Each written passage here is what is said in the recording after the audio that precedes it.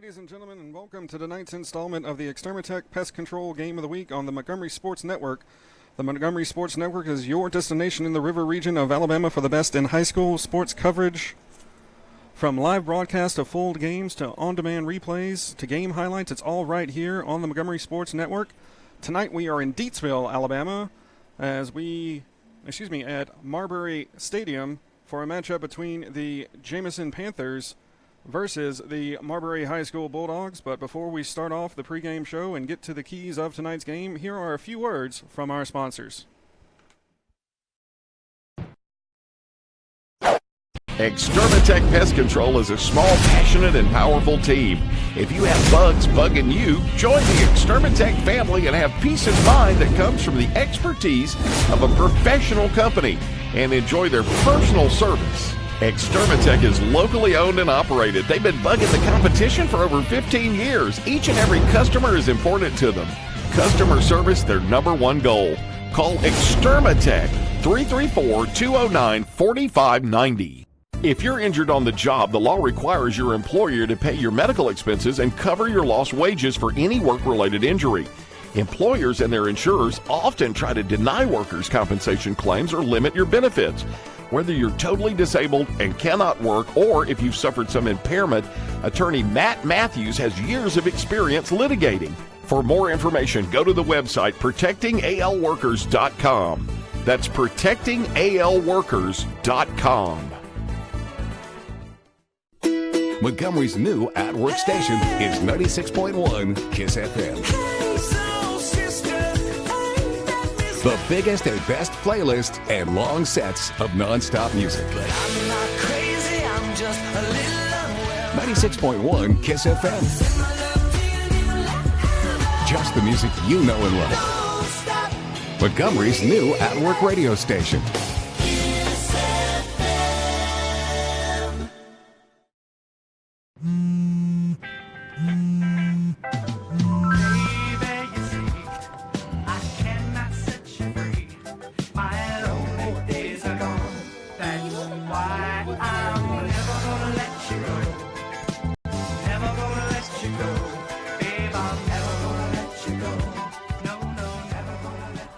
Here you go. Thank you. Thank you.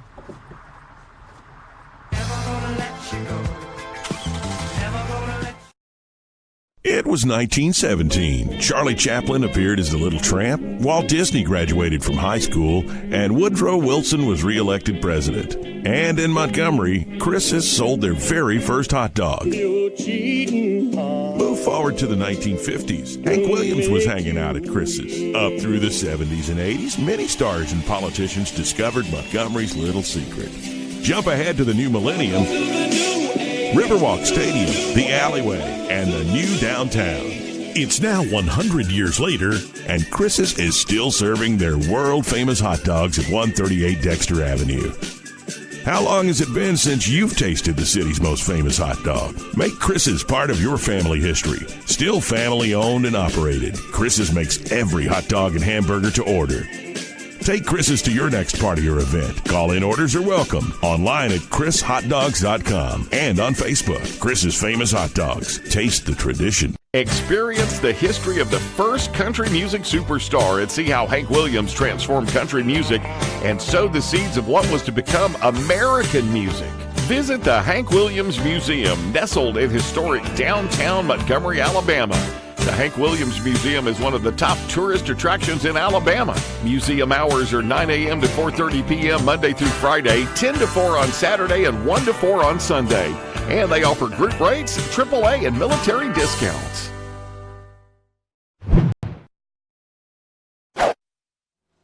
Welcome back to the Extermitech Pest Control pregame show. I'm Matt Pellegrin, bringing you all the action live with Joseph Sims here right beside me.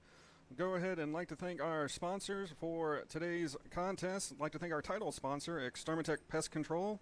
Locally owned and operated, Extermitech Pest Control is a small, passionate, and powerful team. Voted best in Montgomery. If you have bugs bugging you, call Extermitech. They have been bugging the competition for over 15 years. Call 334-209-4590. That's 334-209-4590. Attorney Matt Matthews of ProtectingAlabamaWorkers.com. Workers' compensation attorney Matt Matthews has many years of experience litigating workers' compensation cases in Alabama. If you are hurt on the job, he can get you the benefit you deserve. Visit ProtectingAlabamaWorkers.com or call 334-721-4878. That's 334-721-4878. The Hank Williams Museum, located in Montgomery, Alabama. The 6,000 square foot museum is located at 118 Commerce Street. That's 118 Commerce Street. You can take a step back in time and learn about the musical history and life of a Montgomery man who is known as the legendary singer-songwriter Hank Williams.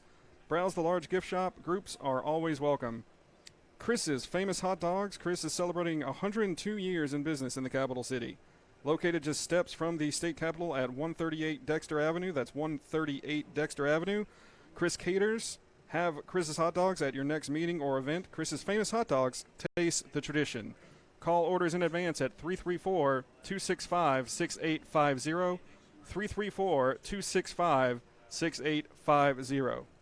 And we'd also like to thank Midstate Burglar Bars and Ironworks. Midstate Burglar Bars and Ironworks is a local owned and operated business. They have been in business since 1985 and have served Montgomery and the surrounding counties. Midstate builds and installs burglar bars, AC guards, hand railings, fencing, storm doors, and more. Make sure to check out their decorative handrails, a true work of art.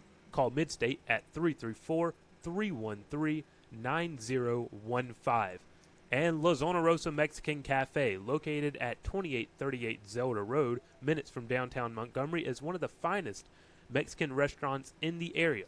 Check out their great build-your-own lunch and dinner selections and updated menus. Make La Zona Rosa your choice for authentic Tex-Mex and Salvadorian cuisines.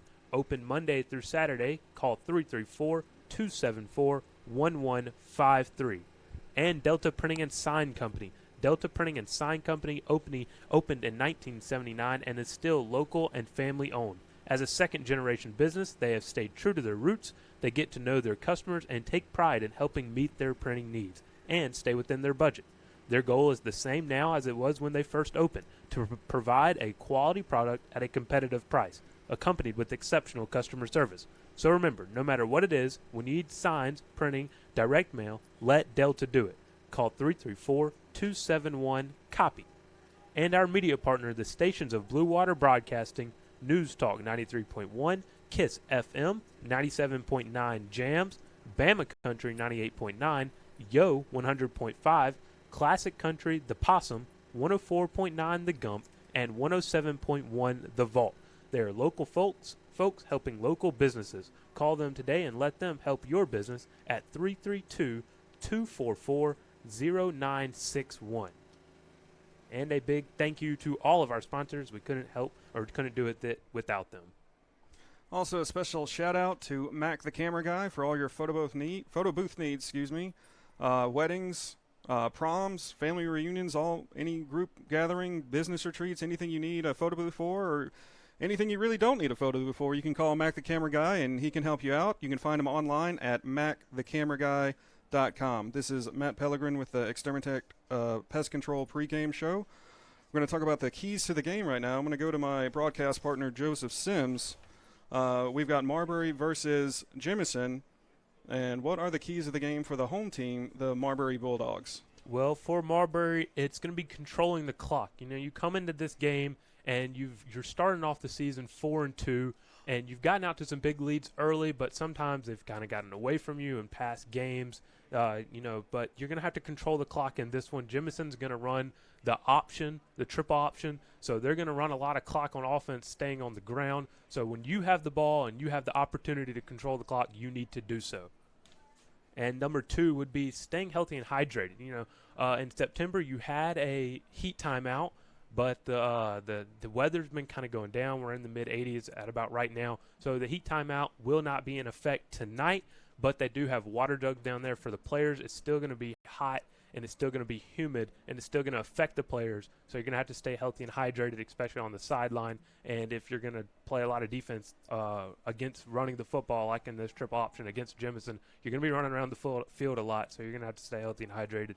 And Stephen, and Joseph, even at this level, they'll still go both ways. Like you'll see offensive, defensive players on both sides of the ball. It's kind of this 5A level, especially at the 5A level. And it's a weird time because we just broke out of this heat spell that we've been having. We're in the mid 80s now, but the players might not still be adjusted to the exertions of being able to play more in this weather. So keeping an eye on hydration and keeping an eye on heat levels is going to be big for the athletic training staff on the sideline for both teams.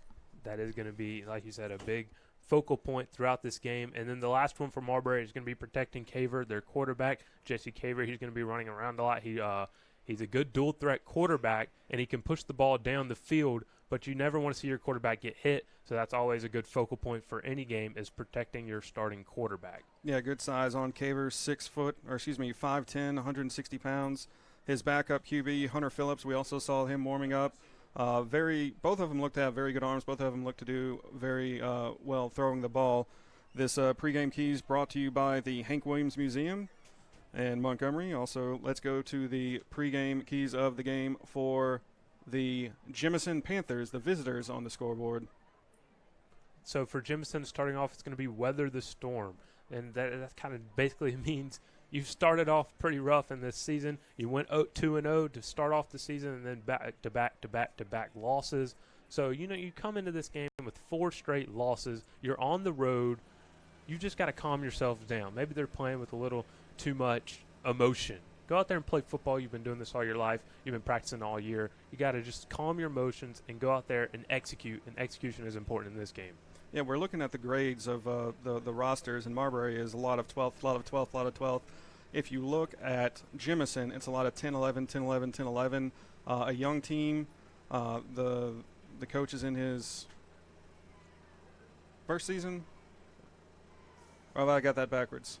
Yeah, Marbury's coach, Jason Wallace, is in his first season.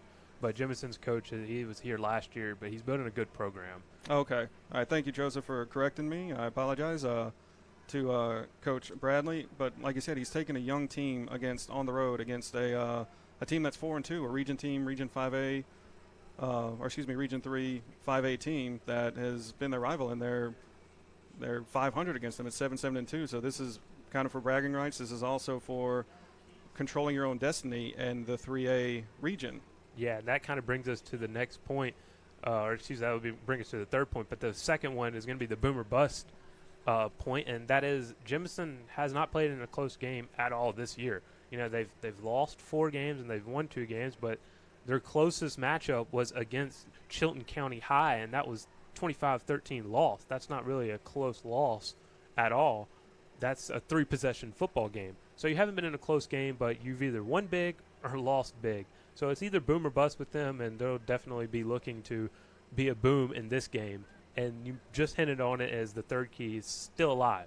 You're 0-3 in the region in Region 3, but you're still ahead of Marbury, actually, because Marbury hasn't played as many region games as you. So you win this tonight. You have 2 more region games ahead of you in the schedule with 4 games left. You're still alive to make a playoff push. Now, home field advantage is definitely out of the way. You're not going to have home field advantage, but run the table, win this game tonight, and you definitely have a good shot to go into the playoffs. Yeah, and if I'm Coach Bradley, that's the message I'm sending to the team. We're 0-0 on the season starting tonight. Now, those were the keys to the game brought to you by the Hank Williams Museum. We'll be back with the Extermatech Pest Control pregame show right after a short break. Experience the history of the first country music superstar and see how Hank Williams transformed country music and sowed the seeds of what was to become American music. Visit the Hank Williams Museum, nestled in historic downtown Montgomery, Alabama. The Hank Williams Museum is one of the top tourist attractions in Alabama. Museum hours are 9 a.m. to 4:30 p.m. Monday through Friday, 10 to 4 on Saturday, and 1 to 4 on Sunday. And they offer group rates, AAA, and military discounts. I had a dream, a beautiful dream. I couldn't believe how real it seemed. Up on stage, in a field of green, on the winding river, and a song you'll sing. When I wake up, I'll see you here in Montgomery, where dreams come true. Can I tell you a cat joke? Just kidding. Selfie. Nailed it.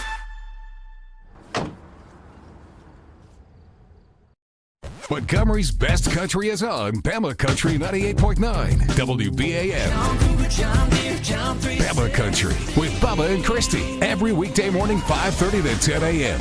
We're gonna have a house party. Bama Country playing today's best country and all the country legends. Bama Country 98.9 WBAM. Listen to Bama Country 98.9 WBAM. Mid-State Burglar Bars and Ironworks Incorporated is a locally owned and operated business in Montgomery, Alabama. And we've been in business since 1985 and served Montgomery and the surrounding counties with burglar bars, ironworks. Our philosophy is being honest, dependable, and treating each customer with respect and selling a quality product at a fair price. If you need burglar bars or ironwork of any kind, call Mid-State Burglar Bars and Ironworks, Montgomery. Welcome back to the Extermatech Pest Control Game of the Week, Marbury High versus Jemison. We come back during the national anthem. We will go silent for the end of the anthem.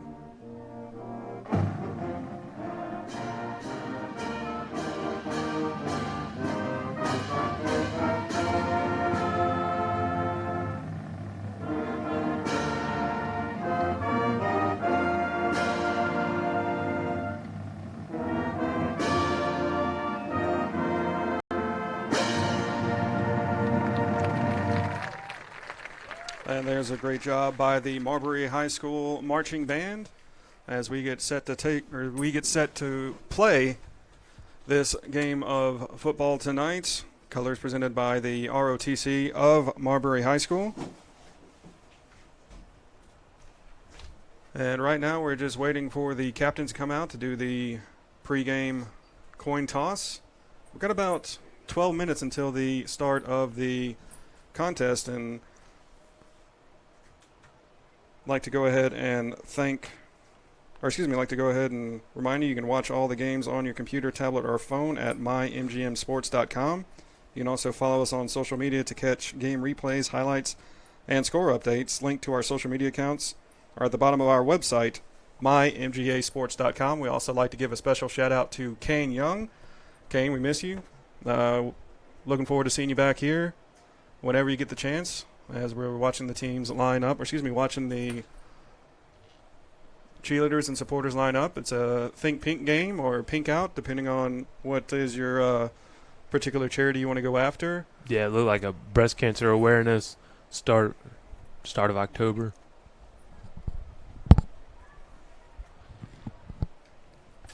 But as we're kind of sitting here waiting for the coin toss and the teams to come out, Jemison, we hinted at that they're 2-4 and they're coming into this game, and they haven't had a lot going for them at the beginning of this season. They're on the road. Their crowd didn't quite travel with them as well as maybe other schools have in the past. Well, the band's here, so that's really all you need. That's always good. The band is here. Maybe they can provide some noise when the Marbury High offense is on the field.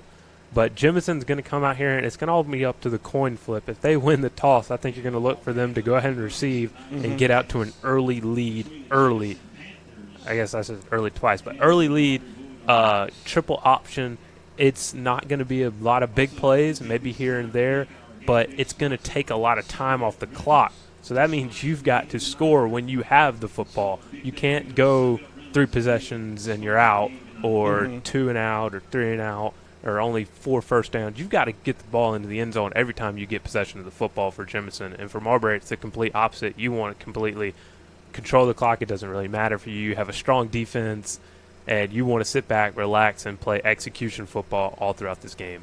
Yeah, and like you mentioned with Jemison, it's like you don't need to play for the big play. You need to play for the play. You need to play 3.5 yards of play. If you average 3.5 yards of play or 3.5 yards of run, you're going to get first downs. You're going to keep your offense on the field. You're going to keep your defense off the field, which will leave them fresh going forward.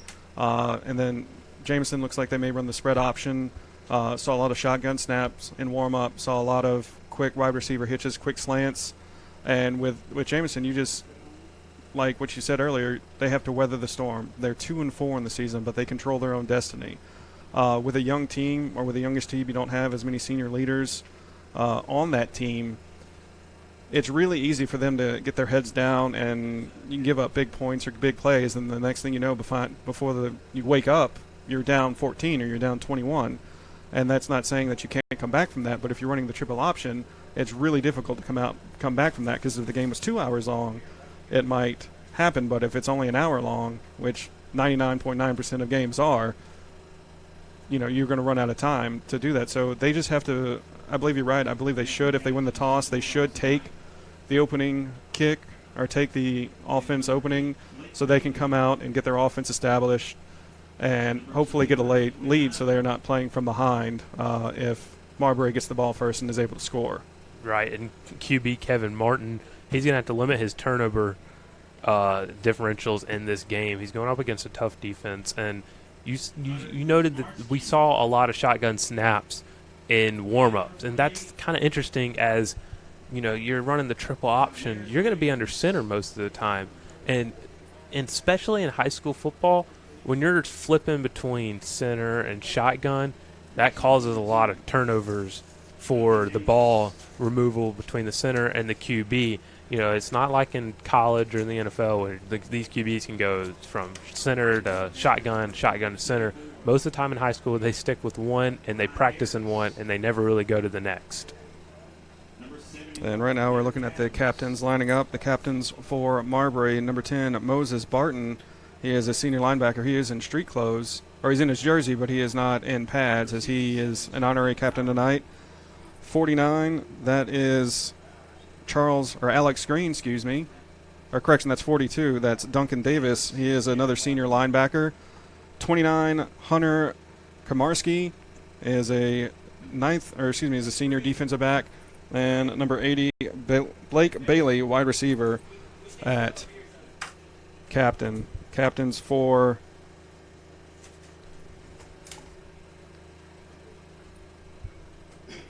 Jemison is number 6, Daniel Martin. He is a senior QB. 67, Jonathan Lowry, senior offensive lineman. 71, Keith Adams Jr., another senior lineman. And at number 34, Ryan Harris. He is a junior wide receiver. So the only captain on the field that is not a senior is the wide receiver.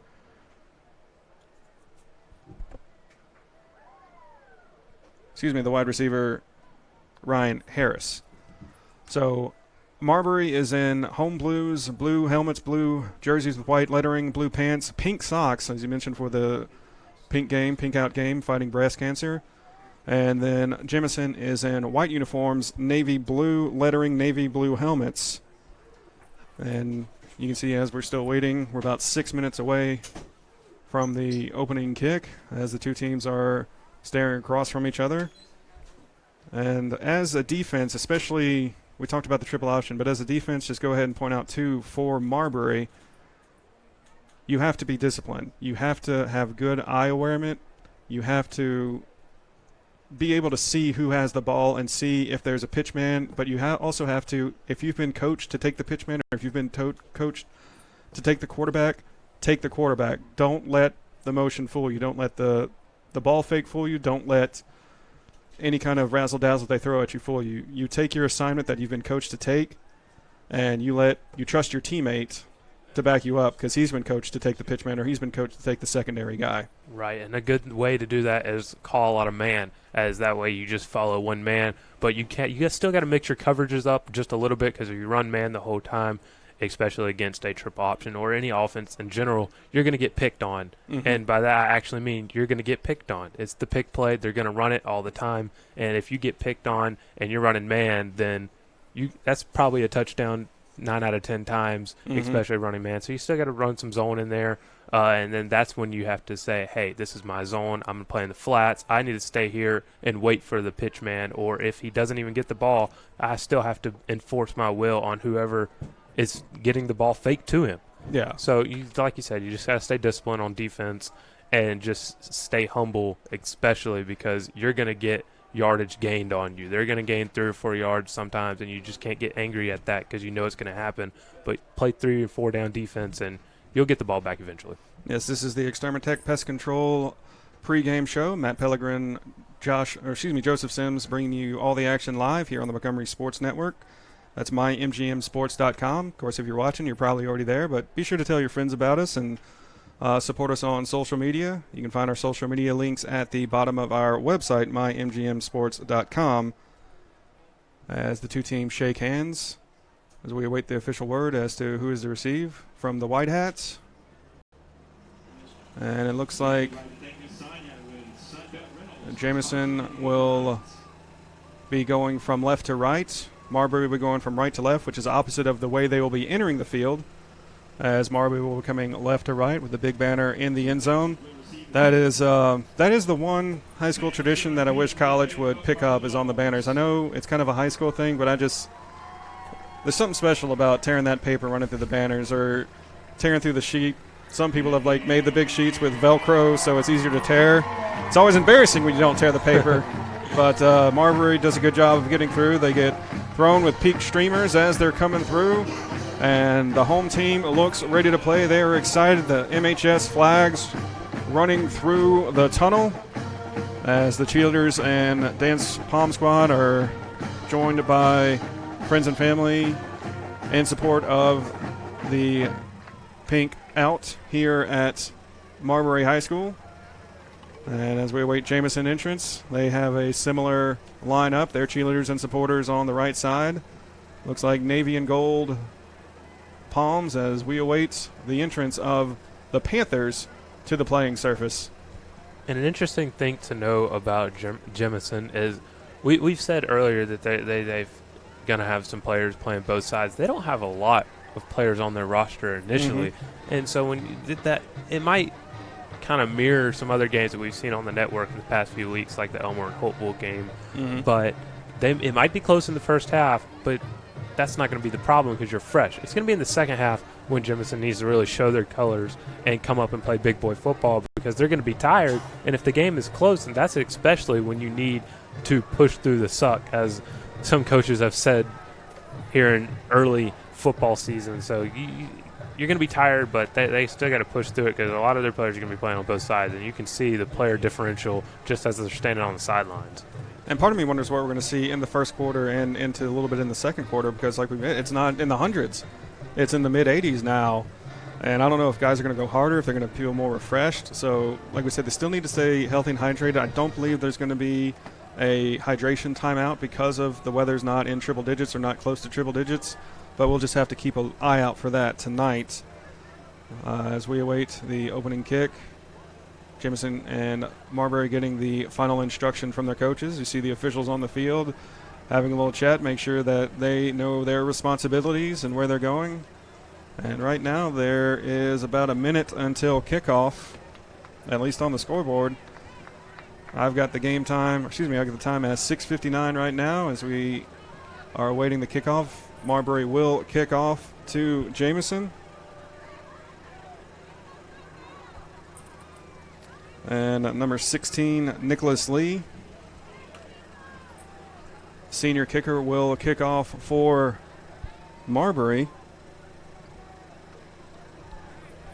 Number 1, Tyreek Archie. Number 8, James Wright Jr. back to receive for Jemison as Marbury is getting ready to kick off. I think the note about Nicholas Lee is he has a big leg. He's got a big enough leg to put it in the back of the end zone. It'll be interesting to see. We've seen pooch kicks in the back and end zone kicks in the past as well. So we'll see the approach that Nicholas Lee takes here. As he winds up, and we are underway in Marbury. Kicks it deep down the left side of the field, and it'll go into the end zone for a touchback. And Jemison will start from the 25. Or correction, we'll start from the 20. I was already in the college game thinking about it. Jemison comes out.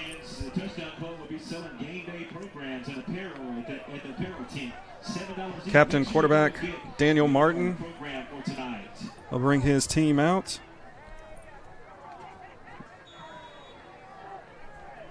We've got a number 11 on the field, but there is not a number 11 on the roster as he splits out wide.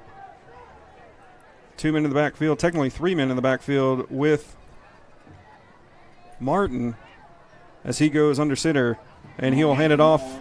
No, he will keep it himself and split to the outside, and he is going to go. Giving chase is Marbury, but I don't know if Marbury's going to get there, and he is going to escape the tackle of Zamari Brown and go to the end zone. 80-yard touchdown run by Martin to start the game, and it was just a keeper on the triple option, and that's one of the keys to the game we talked about prior to the game. Joseph, what'd you see on that? Well, what I saw is Martin gave the fake pitch to his pitch man, and we talked about Marbury staying disciplined in defense, not falling for whoever he's pitching. Whoever had Martin, I did not see. He fell for the fake, and that's allowed Martin to just run right down the sideline. Speed kills. I think he's faster than they thought he was. I think he is. Number 2 there, Zamari Brown, almost caught him but was unable to on the sideline. But Martin strikes first with Jemison's offense, putting them up on the first play of the game. And that was a lot of excitement from Martin as number 12, Noah Gilliland, to attempt the point after. And I believe they took too much time. They were trying to see if they can get a cheap 2 points. And actually it looked like we may have a different kicker. Number 37, Michael Nance, ran onto the field late. I'm not sure. I don't think he was ready for Jemison to score on the first play of the game with Martin and the option there. I know I was taken by surprise by it, but that's not really what you want to see. I mean, it's a great opening run, but at the same time, this is just a procedure issue that you should be able to get your point after team, even if you want to run, just run your offense out there to see how Marbury's going to set up, and then you go kick a field goal. You know how sometimes you get a quick snap and, get a cheap 2 points, I guess. But now they're forced to take a timeout, and just for the extra point. We'll see if that comes back to haunt them throughout this first half.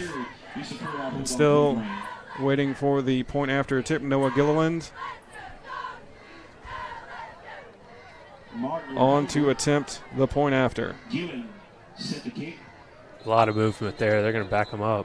Yeah, and that looked like I couldn't even tell you which person it was on. It looked like the center, the 2 guards both moved at the same time.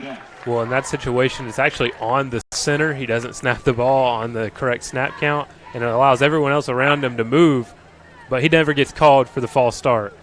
And there really shouldn't be a snap count. I mean, you've got a pretty full stadium, but looks like they're trying to get a little cute on special teams here. You saw they had to call the timeout. Now they're out here creating false starts, and now it's just a hard kick from this point. Yeah, and it looks like they're going to run a play instead of kicking the ball. Gilligan's not even listed as a kicker. He's actually the fullback in this situation. Yeah, he's back in the fullback position now. Under center is Martin. He's going to drop back to throw. Throws it back over the middle, and that's going to be picked off by Marbury. That's returnable. Number 5, Jaquil Waller, and is not returnable in high school. It is in college in the pros, but it is not in high school. It's a safety issue. And we're going to go to break. You're watching Marbury and Jemison. Oh, I'm sorry. Replay up as we get the run by Martin, and that's just pure speed right there. You see Brown with a chance running down the sideline. He doesn't get the legs on the dive as Martin is able to use those long strides to get in the end zone, and it's a 6-0 lead. 11:47 on the clock to go in the first quarter. And that replay was brought to you by attorney Matt Matthews at protectingalabamaworkers.com. So Jemison comes out, first play of the game, gets on the board, 6 up, no extra point. And that's what we talked about. Need to have a good start. Need to weather the other storm. I'd say they've weathered it so far. We got to see what Marbury's going to do in high school. Gilliland coming out, and it looks like he's angled already. I don't know if he's going to do a pooch kick or if he's going to do an onside kick. It'd be an aggressive boomer play call. bust. Yeah, boomer bust for them. As he lines up his Gunners. Kicks it down the left side, taken at the 20 by Marbury. And the runner's going to be tackled about the 33-yard line. Interesting, Gilligan came up and kicked it with his right after coming from the right. Usually when you come from the right, you're going to kick it with your left to get that plant foot in there. No plant foot needed as he pooches it down the field trying to get one of those up men to drop the football and create for an easy turnover early in this game. Yeah, that was Cedric Calloway on the return, the tackle by Elijah Allen of Jemison, and we get a chance to look at the Marbury High School offense for the first time, starting from their own 33. And they look to be running a little razzle-dazzle early on. Traditional spread look for Marbury. Jesse Caver empties the backfield, goes to his left. It's going to be caught out of the backfield by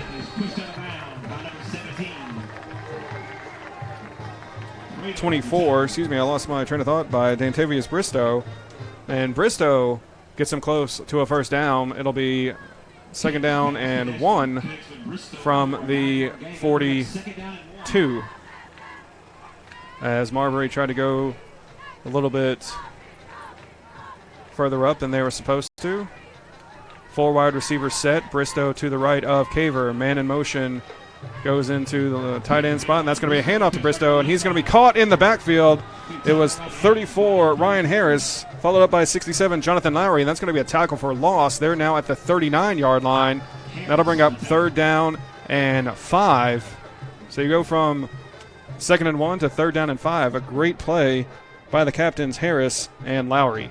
Back-to-back big plays from Harris there as he gets in the backfield for the easy tackle for loss.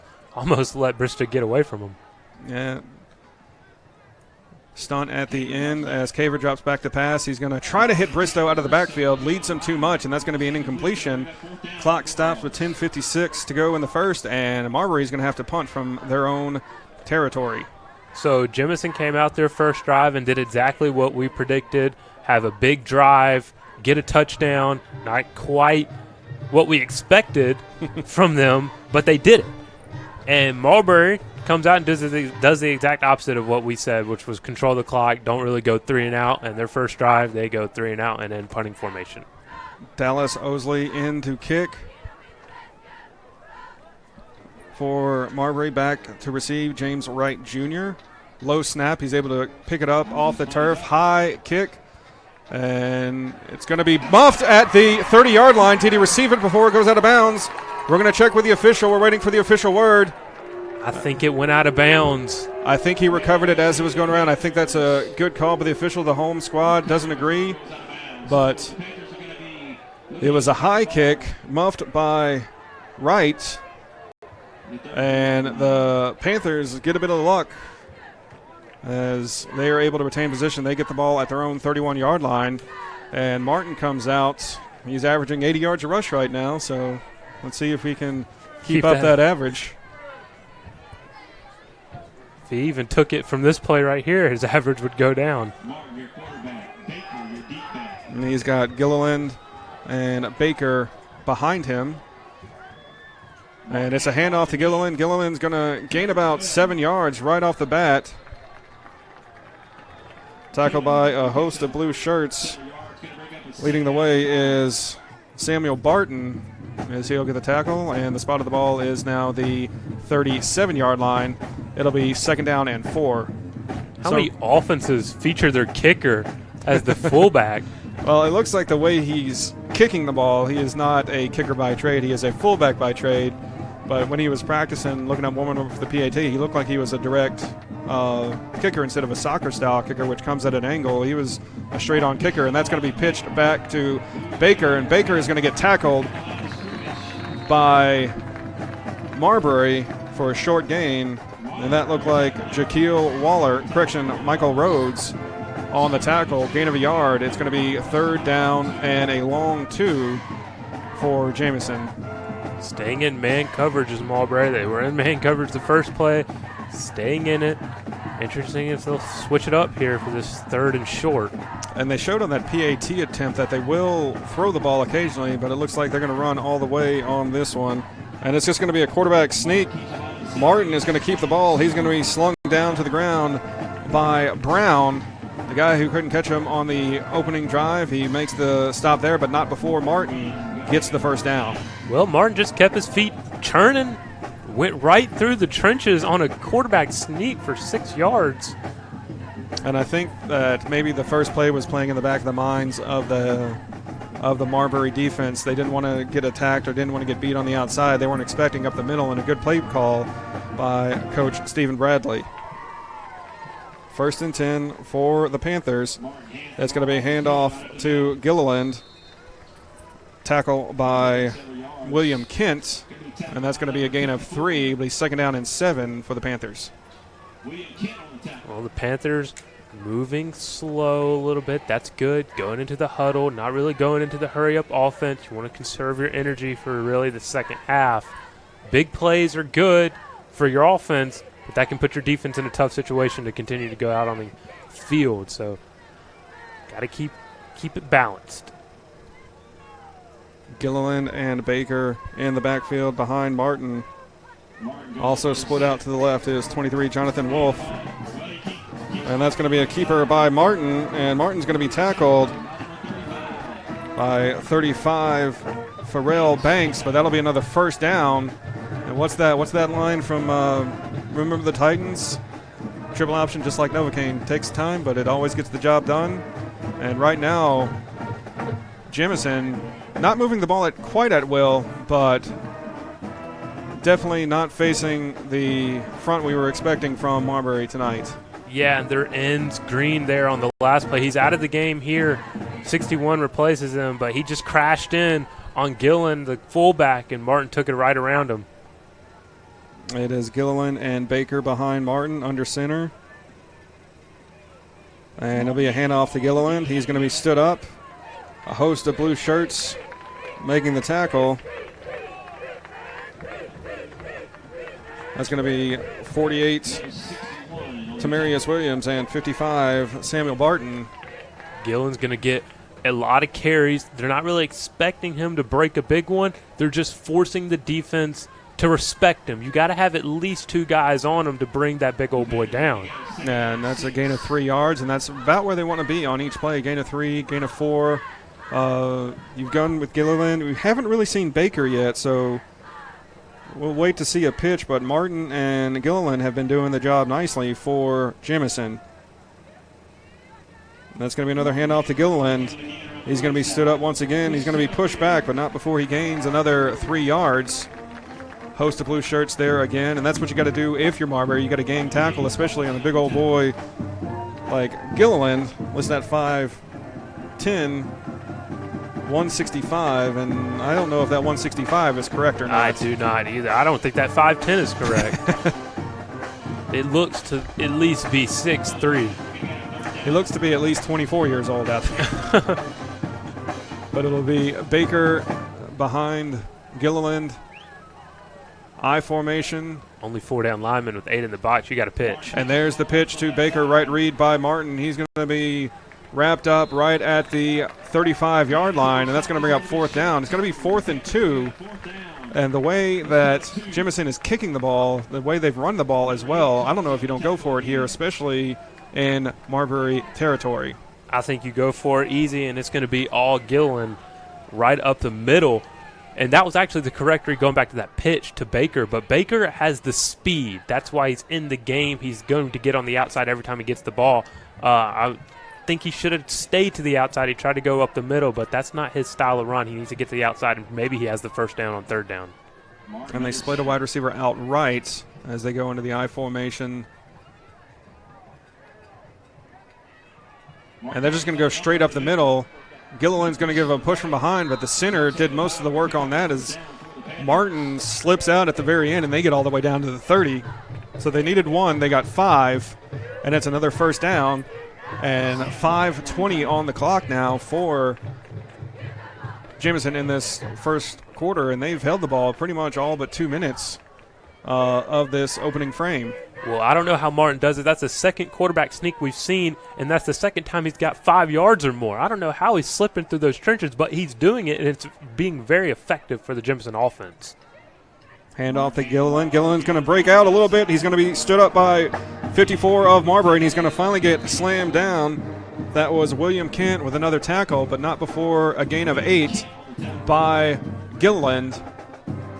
And I didn't want to say it earlier, but I'm going to say it now. Jemison just seems to be imposing their will on offense here against the Marbury defense. And they're forcing the Marbury defense to respect all of their offensive weapons. If you don't have 2 guys on Gilligan, he's going to punish you. And if you don't tackle him initially at the trenches, if you get him on the outside against some DBs and some safeties, that's just not fair. Yeah, Colin Tillery is the center for Jemison, and him and his guard mates have been opening up holes up the middle all game long. Right now, I mean, Martin had that big run, but you can almost argue the offensive line is the MVP of the game thus far in the early goings for Jemison.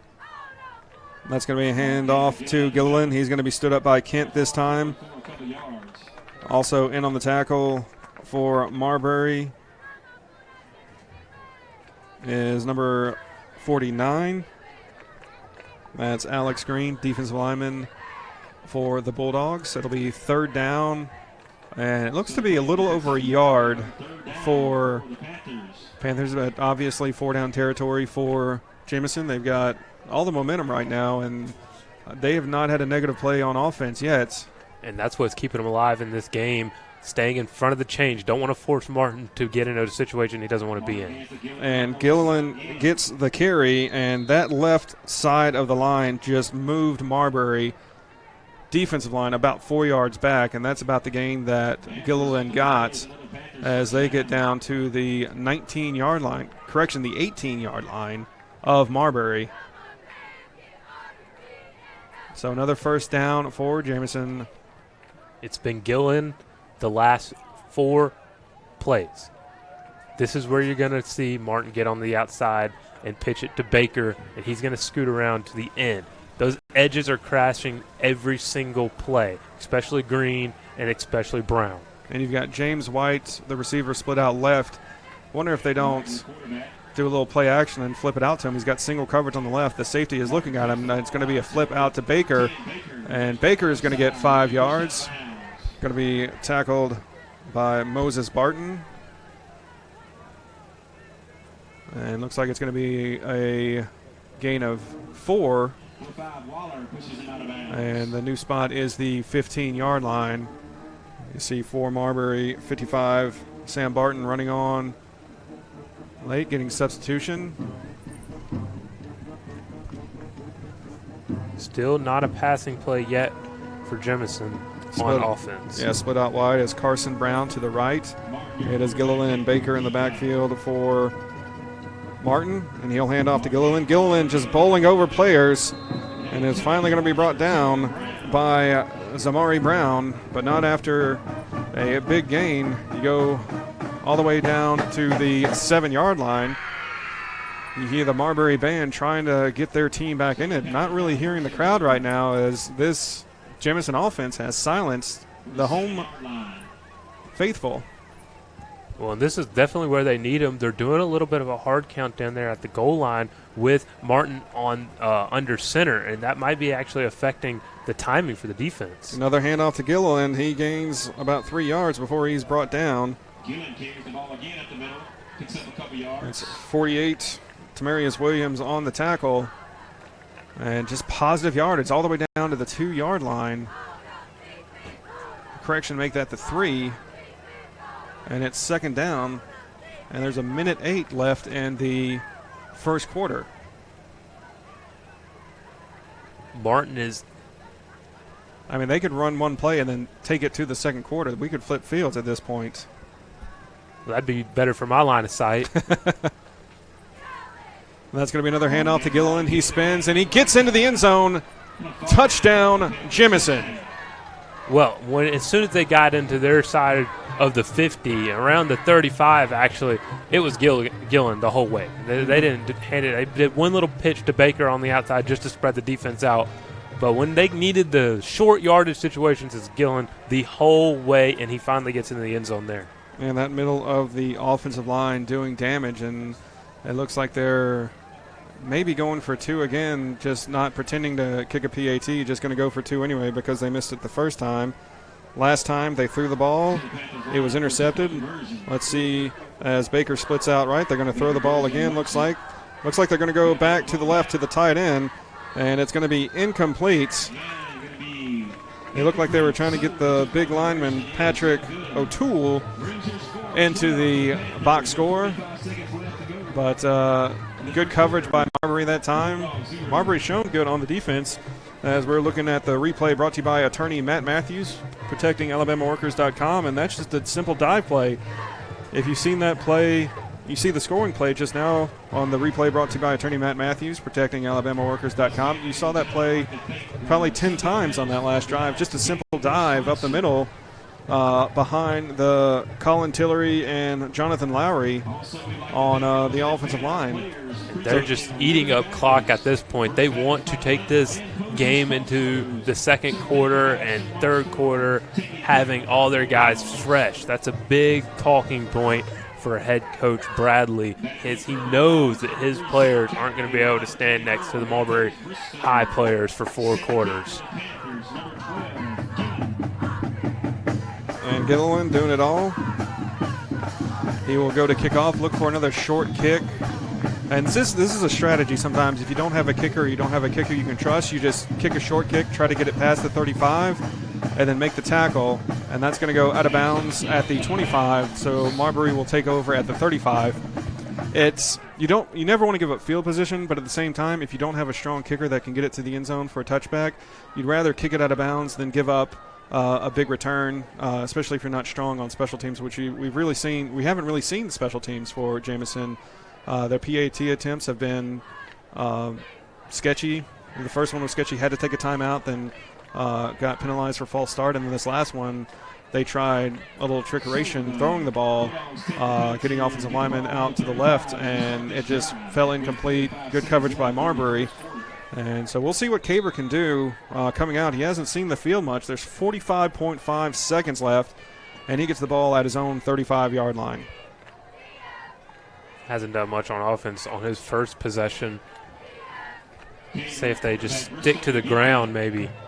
And it's going to be a jet sweep. And that's going to be Marbury. He's going to be tackled by Wright. That's going to be Devin Clark on the jet sweep. And that's going to be a gain of 19 yards on the play. So a good response by Marbury after giving up those 2 long drives. And really that's their first down of the game. Went 3 and out their first time out. And sometimes you just need a play like that to get going. Actually goes down and as a pass. Caver will keep it himself this time. He'll be tackled by Ryan Harris, but not before a gain of 5 yards down to the 41 of Jemison. And the Bulldogs moving quick. Yeah, moving quick, but also saying, all right, you want to run the ball? We're going to try to run the ball too and see if you can stop us this time. And just eyeballing the defense, as that's going to be a keeper by Caver. Harris misses the tackle, but he's not going to get far as his teammates back him up. That's actually the wrong read from Cavers there, as Harris was right there to defend it, but he kept it and slipped right by him as there's a flag on the play. Yeah, Gavin Smitherman made the tackle as we await the call from the official.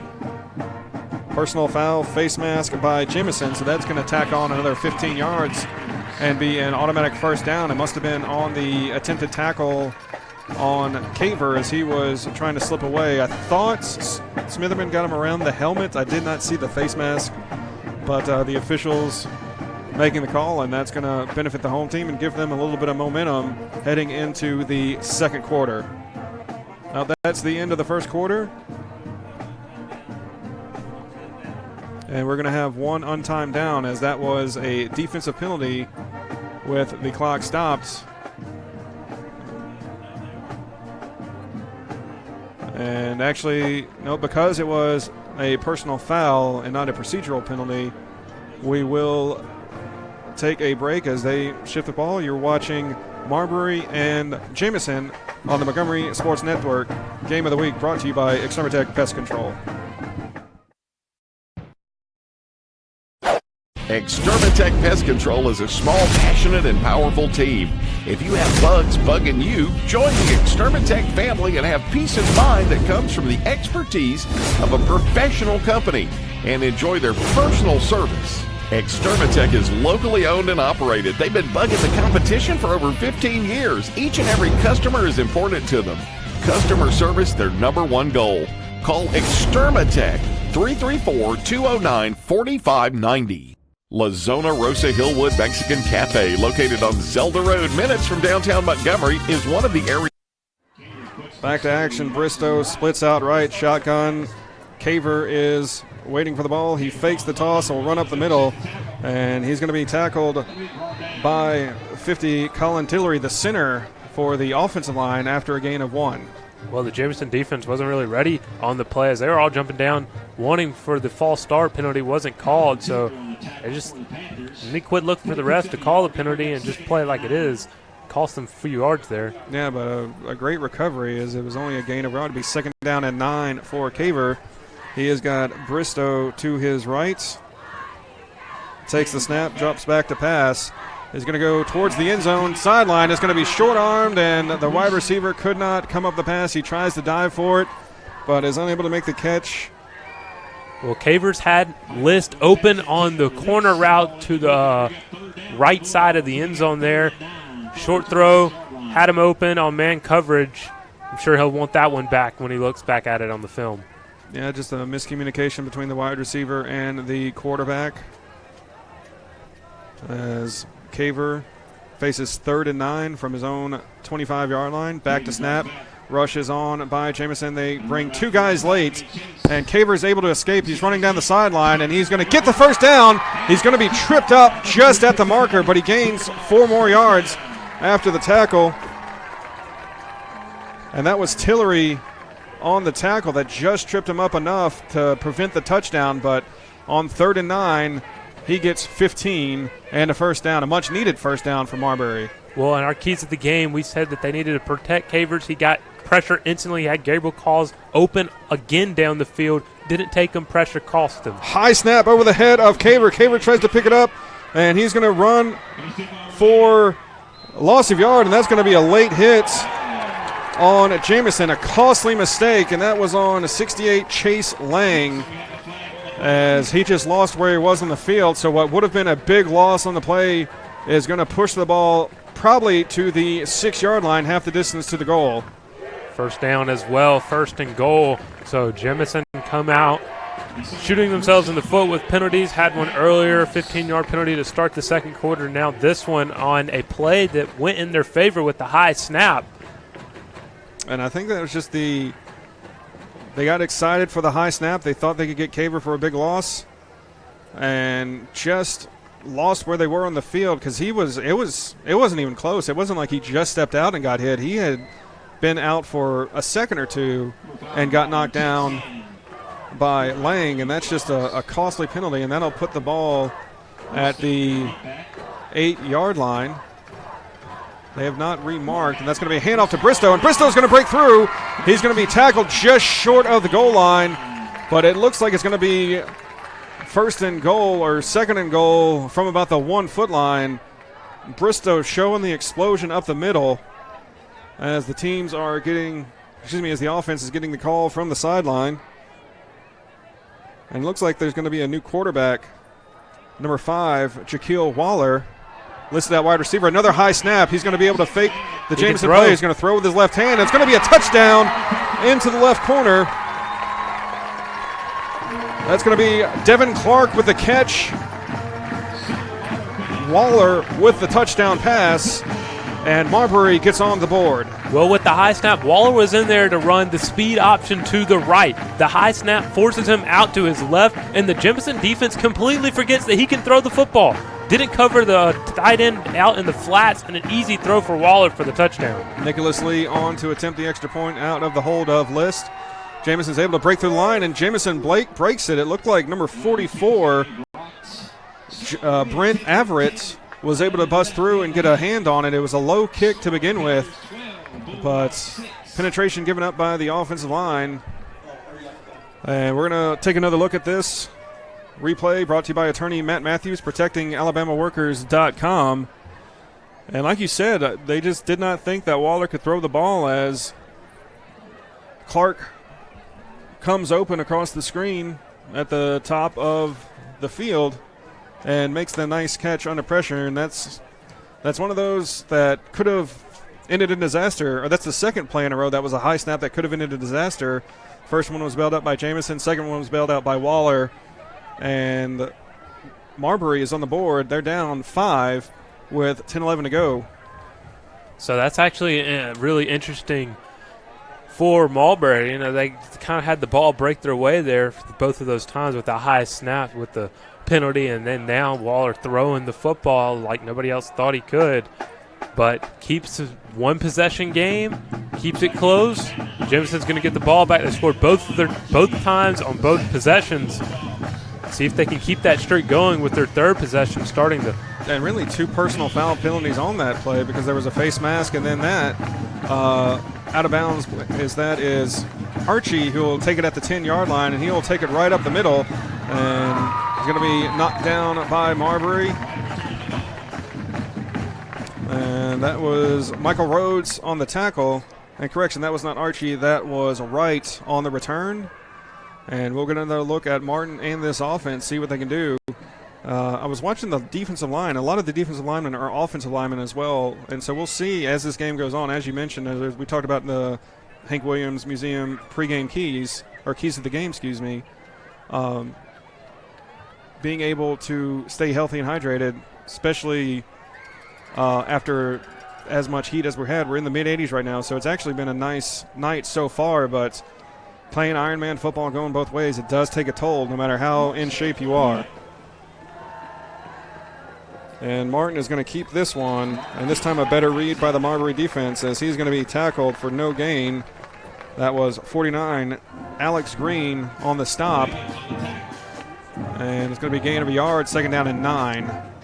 And this is really interesting as we're approaching the 9:40 mark on the second quarter.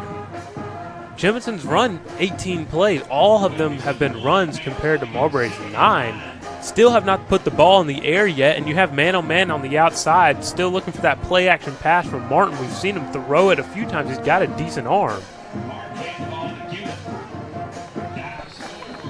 And that's going to be Gilliland again.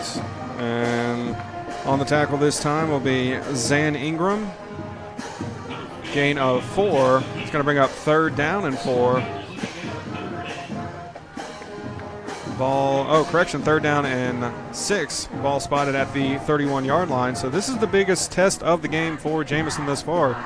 They've been in third and short most of the contest when they've gotten to third down. So we'll see if they can pick up a big chunk play. Still stacked box from Marbury. Interesting defensive coverage for a third and long. They're playing run. Martin drops back to throw, and it's going to go through the hands of Wright. He's looking for a flag. No call is made. And so that'll bring out the punt unit. Well, we'll see what Jemison does. They have not shown. Well, we talked about it earlier. Boom or bust. Go for it a few times. Actually, they're going to send out the punt unit. I mean, I was about to say we might have called it. It'd have been cool. It'd have been interesting. But this is the smart thing to do is just go ahead and punt. You're up 6. And honestly, if they'd gotten 3 or 4 yards on that carry and it was a 4th and 3rd or less, they might go for it even in their own territory. But this is the right spot as Gilliland drops back to punt. And as we start to hear the Marbury crowd come to life to help their defense, Gilliland will put a high booming kick into the air, and that's going to drop at the 37-yard line. And the returner, I think, does the smart thing. That's Jaquil Waller. He had the touchdown pass. He lets it roll as he was about to be surrounded. Don't risk the muff like what happened to them earlier in the contest, or what happened to Jemison earlier in the contest. He kind of got a little lucky there. Usually you want your returner to come up and catch it. You don't want to risk the muff. You've already had one earlier. But that ball, as high as it was, could have rolled another 20 yards down the field if it hits right. So he kind of got lucky there as it only went 10 yards down the field, and they start at the 30. But an interesting to see is the snap. They had 2 high snaps last drive. See if they'll get it under control now. Yeah, 45-yard punt. Caver with Bristow to his left this time. And that's going to be fake the handoff. Quick out to List. List makes the catch. And he's going to be brought down by Jemison's Jesse Prado, but not before a gain of 9 yards on the play. And they'll bring up, gain of 8 yards. And they'll bring up 2nd down and 2. And after those long drives by Jemison, a 3-and-out forced by the Marbury defense, and it looks like their offense is starting to click. Yeah, you just get simple RPO action on that last play. Good read by Caver to pull and throw to the out to List. 4 wide set, Caver back to pass. Pressure up the middle is going to be escape. Nope, Caver is going to go down, and that's going to be a sack for Gavin Smitherman on the play, and that's going to be a loss of 4 on the play. It'll bring up 3rd down and 5. So I thought Caver was going to escape for a second, but Smitherman able to put his right hand out and just grab the ankle of Caver as he was going to escape to force the 3rd and long for Marbury. Jemison's actually switching up their defensive coverage. They went a zone look on that last play, and they had a man deep, did Marbury, but the pressure again forced Cavers not to see him, and he goes down for the sack. Shotgun bunch formation. There is 4 wide receivers on Illegal the field. Motion. Yep, I believe you're correct. And that's going to change a 3rd and 5 to a 3rd and 10. And because it's a dead ball play, Jemison wasn't able to bail out the Marbury offense with a personal foul during the play, as they did twice on the last drive. We're going to kind of switch it up here. Yeah, List in the slot, 25, Jarrell O'Neal in the other slot, 4 wide receiver set. Bristow in the backfield, 4 down linemen for Jemison. Free look. Yeah, it looks like they're going with a nickel defense as Baker is playing defense again, and they're going to split out wide, and that's going to cause a timeout by Marbury, as it looks like they were not on the same page. They were not ready for that defensive look. I think they were expecting pressure to be brought on this 3rd and long, but when you're in the nickel, you can still bring that slot corner. All right, we're going to take a quick break. You're watching the Extermatech Pest Control Montgomery Sports Network Game of the Week on the Montgomery Sports Network.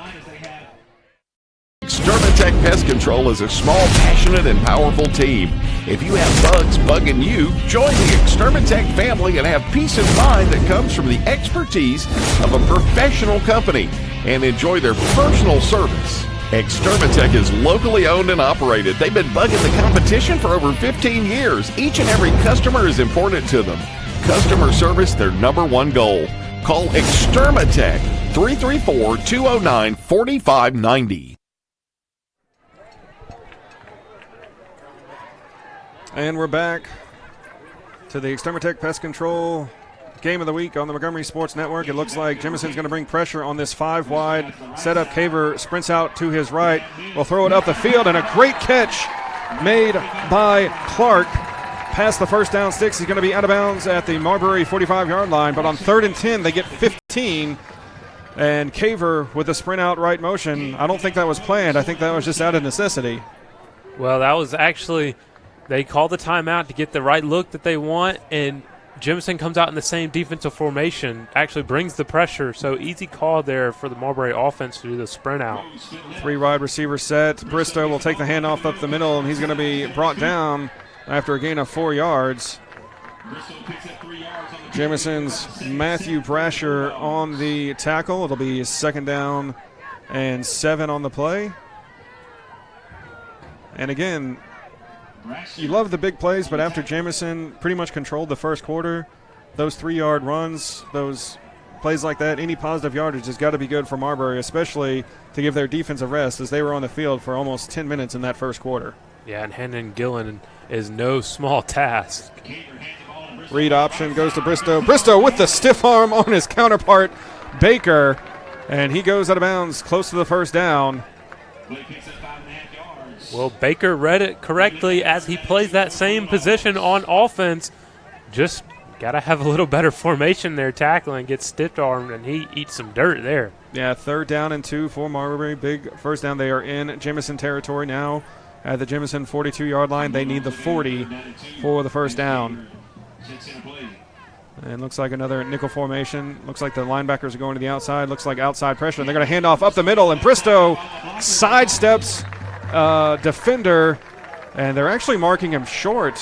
The side judge is saying that he was down at the 41-yard line. I thought he squeaked through.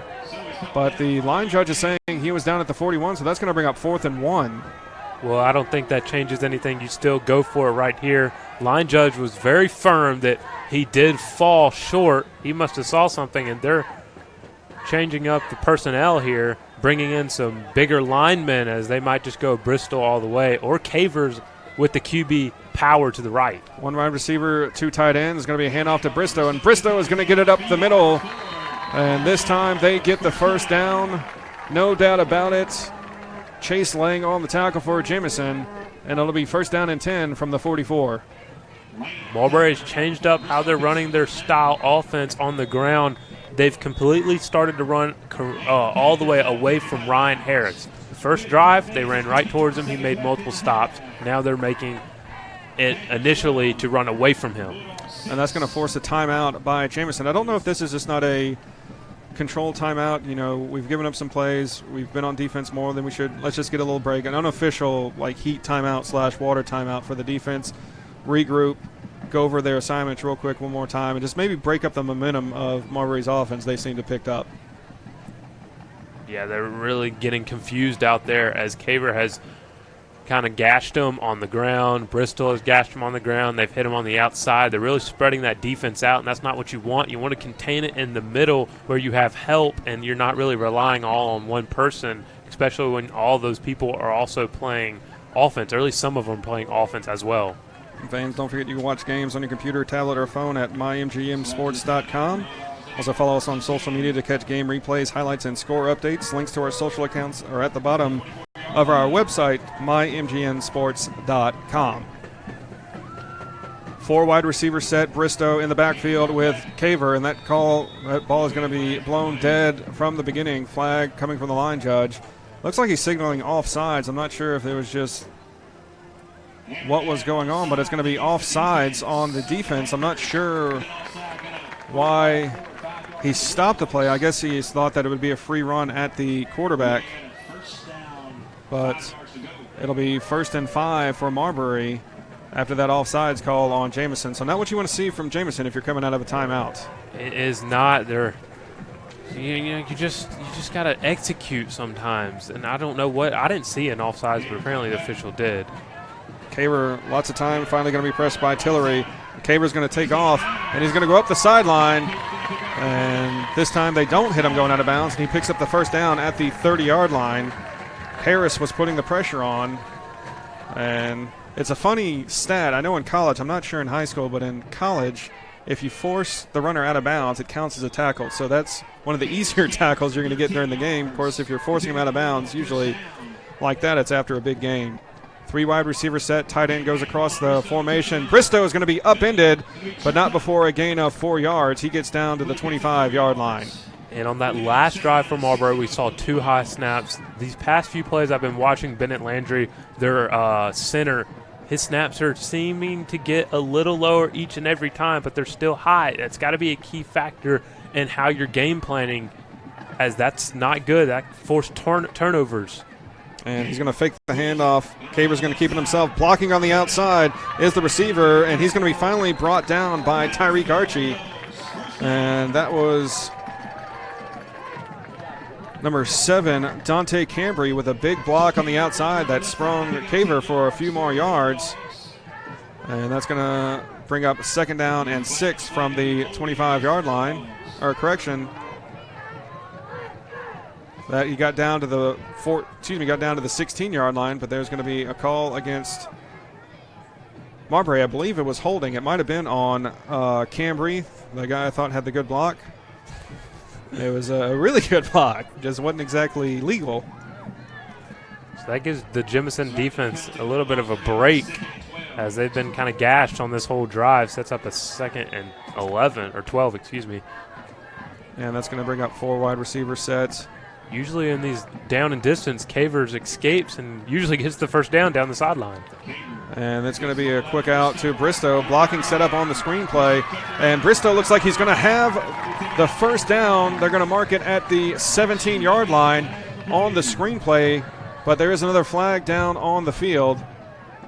Actually, multiple flags on the field. So let's see what it is sometimes with these screenplays. Yeah, it's definitely coming back with the holding there on the end. Yep, I think it's going to be on the wide receivers because the wide receivers did a great job of blocking. But again, wasn't exactly legal blocking. Let's see where they pull the spot from, as it was originally at the 31, so it was actually 2nd down and 12.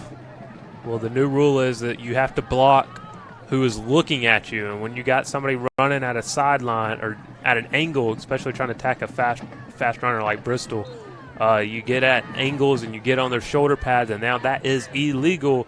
Called for holding. You have to block someone who's looking directly at you. So now the spot of the ball is the 26-yard line. And I'm not sure. I think the down should be 2nd down, but because of the fouls, the 2nd down marker is not moving. Now it's moving, and the spot of the ball will be the 26-yard line. And it'll be 2nd down and a little over 6. It's just past the 20-yard line, not quite the 19. So Cavers will take the snap, bench, shotgun, as he's done most of the night. He's looking for some help. Jump pass over to List, and List will make the catch, go to bounds at the 9-yard line. And before we get too far ahead of ourselves, let's look and see if there's any laundry on the field. I don't see any, so nice jump pass from Caver. Yeah, he finds a List there, just settled down right there on the sideline for the first down. Caver's having to do a little bit of the scramble drill every time he drops back to pass. He's got a lot of pressure in front of him. Jamison late out of the defensive huddle, heading off to Bristow. Bristow's going to move to his right, and Bristow's going to be tackled out of bounds. That was Fernando Prado on the tackle, and that's going to be down to the 6-yard line, 5-yard line, and that's going to bring up 1st and goal for the Bulldogs. In this situation last time, we saw Waller come in at quarterback. Cavers is going to stay in there. He's got man on man. They tried a jump pass earlier. And that's going to be encroachment on Jemison. They're pointing towards Marbury's offensive line, saying the ball moved, maybe a double clutch snap by the center. And we'll wait for the official's word. Right now the ball is spotted, I believe, at the 4-yard line. And it is going to be encroachment on Marbury. So it's going to be half the distance to the goal. Bring it down to the 2.5, 3-yard line. So Marbury's job has gotten a little bit easier. 2:29 to go in the half, and they can tie the game on this possession. And as much as Jemison controlled the first quarter, Marbury has controlled this second quarter. Yeah, that's definitely true. And they're not going to spread them out anymore. They're just going to keep it close. Hand off to Bristow, and Bristow walks into the end zone. He had to break one arm tackle to get in. Great job by that offensive line. And I think the lines going both ways for Jemison might be starting to cost the Panthers a little bit, as they were unable to get any pressure up the middle on that handoff to Bristow, and Bristow just walks in, no problem. Lee on to attempt the extra point out of the hold of Caver. Last one was blocked. This one is much better, and Marbury takes the lead, 13-12, 2 minutes, 20 seconds to go here in the first half. And replay brought to you by attorney Matt Matthews, protecting AlabamaWorkers.com. And just a big push up the middle by that Marbury offensive line. The center and the guards do a good job of moving the defensive tackles off their spots. And Marbury, after a disastrous start to the contest, have taken the lead. Yeah, and Cavers is really executing at the quarterback position. He hit List there on a 3rd down earlier in the drive. He then found him again on a jump pass on another 3rd down, and then as soon as they got down near the goal line, it was Bristol all the way, and Landry Bennett Landry, should I say, had some high snaps, but he's really been moving that defensive tackle from the center position, and Bristol's been benefiting from it. And Lee will kick off, and they'll do from the 40. It'll be Archie and Wright. Back right at the top of your screen, Archie at the bottom. And Lee, a little bit better kicker than Gilliland. I don't know how Lee is at running the ball, but he's a better kicker than Gilliland at the very least. Don't think they'll be handing it to him on 3rd and short, as he looks like he actually is 125 pounds and 5'10". And this will be Wright taking it his own 15, goes through his hands and goes out of bounds. And if he touched that ball is out at the 10-yard line. He did indeed touch it, so that's not going to be a foul for free kick out of bounds. He touched it. It's going to go out of bounds at the 10, so Jemison gets the ball at the 10. And I misspoke. That ball is going to be spotted at the 11, it looks like. I'm not quite sure where the referee is standing. Yeah, it looks like he's standing at the 11, so Jemison will get the ball at their own 11-yard line. And another special teams miscue by the Panthers. With only 2:16 on the clock, Jemison's going to have to run a little bit of a hurry-up offense, which really isn't them. They don't like to throw the ball. They like to run the ball. But when you only got 2 timeouts and not a lot of time on the clock, you got to get out of your comfort zone a little bit. And there's a flag on the play. I didn't see a false start, but the officials are conferring right now. And it's going to be offsides on the Marbury defense, so that'll be a quick 5 yards for Jemison. They'll move out to their own 16. And they're going to be lined up in the neutral zone. So that may be why it's being blown dead, is it's not offsides on the reaction. It's just they're lined up offsides. And maybe that's why they're stopping the play instead of giving the team a free play. Yeah, if you jump off sides and then get back and the ball is snapped, then they do deserve the free play. But if you just line up off sides, they're going to blow it dead and just give the offense the 5 yards, as in the case. Gilliland, Joseph Gilliland and Baker behind Martin. At the top of the screen is number 11. Number 11 will get the pass and will be tackled. Not sure who 11 is. He is not on the roster. Well, Casper out there, not on the roster. We'll call him Casper, the ghost man out there. Gets the first catch from Martin of the day for a first down, a little RPO action, play action. Yeah, first completion. I believe he's now 1 of 4 for the contest, down to 1:47. First down is picked up. They are at the 29-yard line. That's going to be handed off. No, he's going to fake the pitch. He's going to go up the middle. He's going to be tackled by Brown, and he's going to be right at the first down line. The line judge gets there. 1:33 as they stop the clock on the first down. Going out while Martin fakes the pitch. He's got to get that ball closer to his chest after he fakes it. He was kind of waving around with one hand. You don't want to give up a turnover right here in this situation in the 2-minute drill, down 1. And now Jemison throwing a 4-wide formation. Martin understanding, he drops back straight to pass. He's going to throw it as far as he can, going up top for number 11, Casper. And Casper makes the catch. Fans, I apologize. We do not have his name here, but he makes the catch over the shoulder, going out of bounds at the 23-yard line. Well, he might actually be a ghost because it looked like the Marbury defense just couldn't see him. And that's just – Casper made a great catch there on the sideline. So Ghostman on 23. Ghostman on the 23-yard line. As coming split out left wide now is Timothy Wyatt. Baker behind Martin, who's under center once again. And he's going to fake the dive. It looks like there was miscommunication. I think he was expecting Gilliland to run the ball as we're down to 1:02. A gain of 2 on the play, but the clock is running. We're under a minute to go.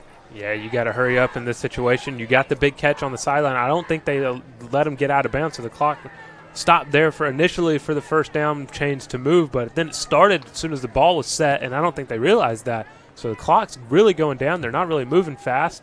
You got to put the ball in the air here. Wolf split out left. Casper split out right. Martin looking all the way, and he's going to take it himself. He's going to get it up to the 16-yard line, but it's down to 30 seconds on the clock, and that clock is ticking. It's going to be third down, but they are wasting a lot of time. Not sure if I believe they have 1 timeout left. They may just be holding on for to run a play, but they're down to 16 seconds now. And they're taking a lot of time. This spread option, or excuse me, this triple option has got to do better. And I think Jemison might have realized they finally had a timeout. Yeah, Stephen Bradley just took a timeout, but almost 12 or 13 seconds ran off the clock initially after Martin went down. But in that situation, he tries to cut it inside to the middle of the field to gain more yardage. He's got to get out of bounds. This is a senior quarterback running the offense in a 2-minute drill. You've got to understand you don't have a lot of timeouts. Just I think that was their last one. You got to get out of bounds to allow yourself for 6 points.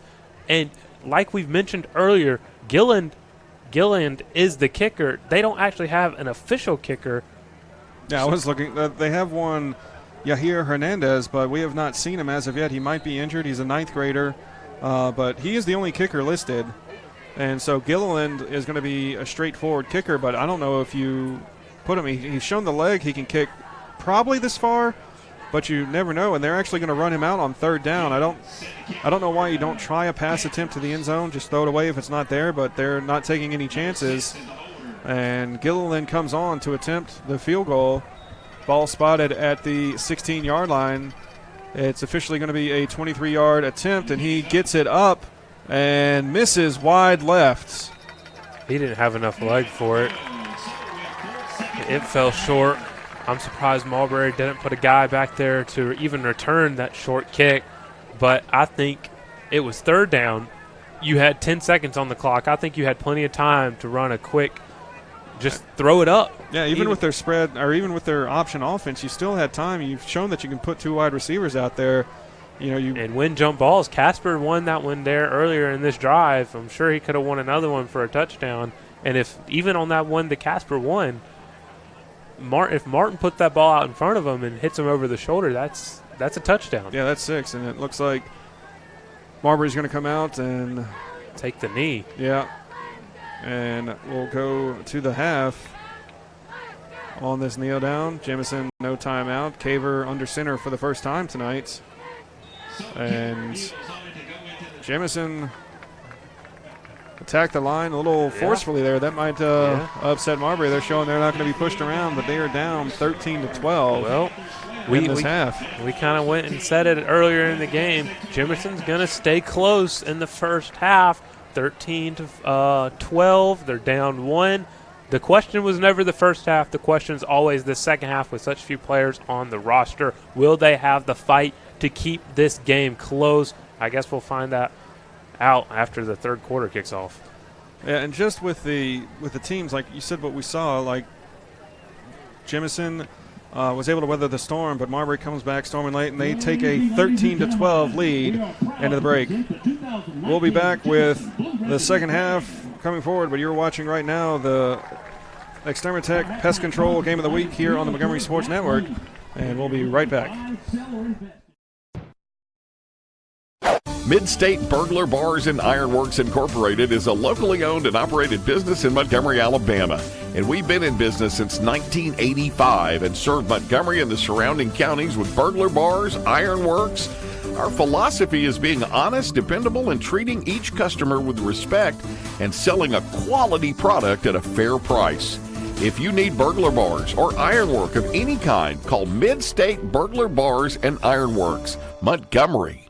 Extermatech Pest Control is a small, passionate, and powerful team. If you have bugs bugging you, join the Extermatech family and have peace of mind that comes from the expertise of a professional company and enjoy their personal service. Extermatech is locally owned and operated. They've been bugging the competition for over 15 years. Each and every customer is important to them. Customer service, their #1 goal. Call Extermatech 334-209-4590. If you're injured on the job, the law requires your employer to pay your medical expenses and cover your lost wages for any work-related injury. Employers and their insurers often try to deny workers' compensation claims or limit your benefits. Whether you're totally disabled and cannot work or if you've suffered some impairment, attorney Matt Matthews has years of experience litigating. For more information, go to the website protectingalworkers.com. That's protectingalworkers.com. Because of you, I felt hopeless. I know it was a joke, but it still hurt me. Because of you, I felt wanted and not alone in this world. Because you said hi to me on the first day of school, I felt included, and I knew that I was going to be okay.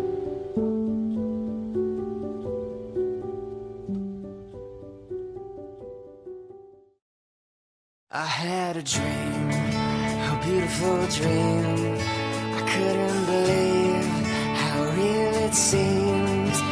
Up on stage, in a field of green, on the winding river, and a song you'll sing. When I wake up, I'll see you here in Montgomery, where dreams come true. It was 1917. Charlie Chaplin appeared as the Little Tramp, Walt Disney graduated from high school, and Woodrow Wilson was reelected president. And in Montgomery, Chris's sold their very first hot dog. Move forward to the 1950s. Hank Williams was hanging out at Chris's. Up through the 70s and 80s, many stars and politicians discovered Montgomery's little secret. Jump ahead to the new millennium.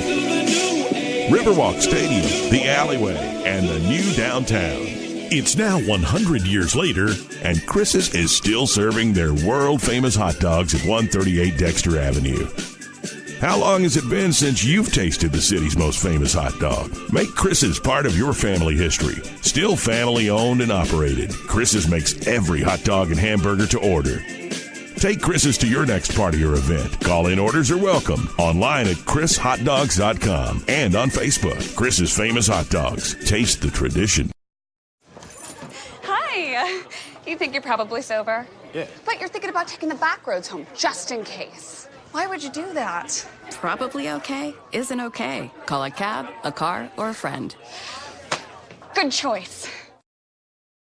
97.9 Jams, the new home of the Ricky Smiley Morning Show. Hey, what up? This your boy Ricky Smiley from the Ricky Smiley Morning Show on my new home, Montgomery, the Gump. ASU, what's up? Throwback Quickie Mix at noon, the live drive at 5, and top 5 at 9. Your favorite jams are on now. Drake, Rihanna, T.I., Nicki Minaj, Chris Brown, and Beyonce are all at 979jams.com. And on your radio at 97.9. Tune in and turn up. 97.9 Jams. La Zona Rosa Hillwood Mexican Cafe, located on Zelda Road, minutes from downtown Montgomery, is one of the area's finest Mexican restaurants. From our great lunch selection and value to our tablecloth and candle evening atmosphere for dinner, La Zona Rosa has something to offer all connoisseurs of fine Mexican dining. Come on down today and enjoy some great Mexican. La Zona Rosa Hillwood Mexican Cafe on Zelda Road, minutes from downtown.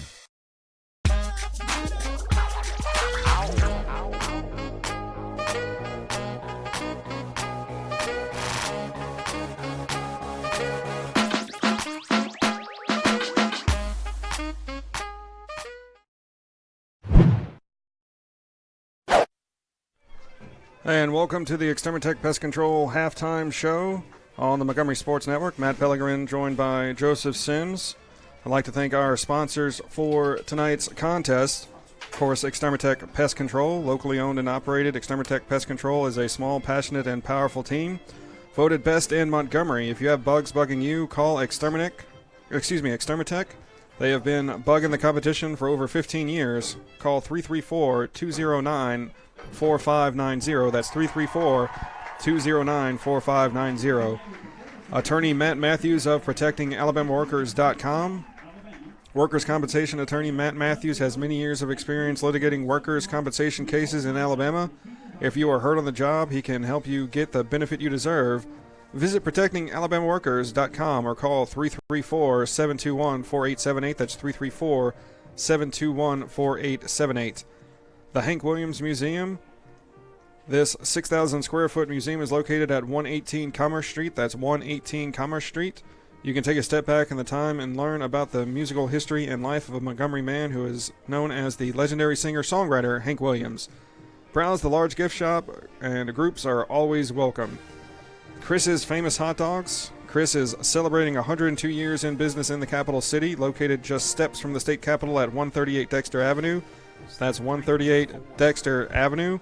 Chris caters. Have Chris hot dogs at your next meeting or event. Chris's Famous Hot Dogs. Taste the tradition.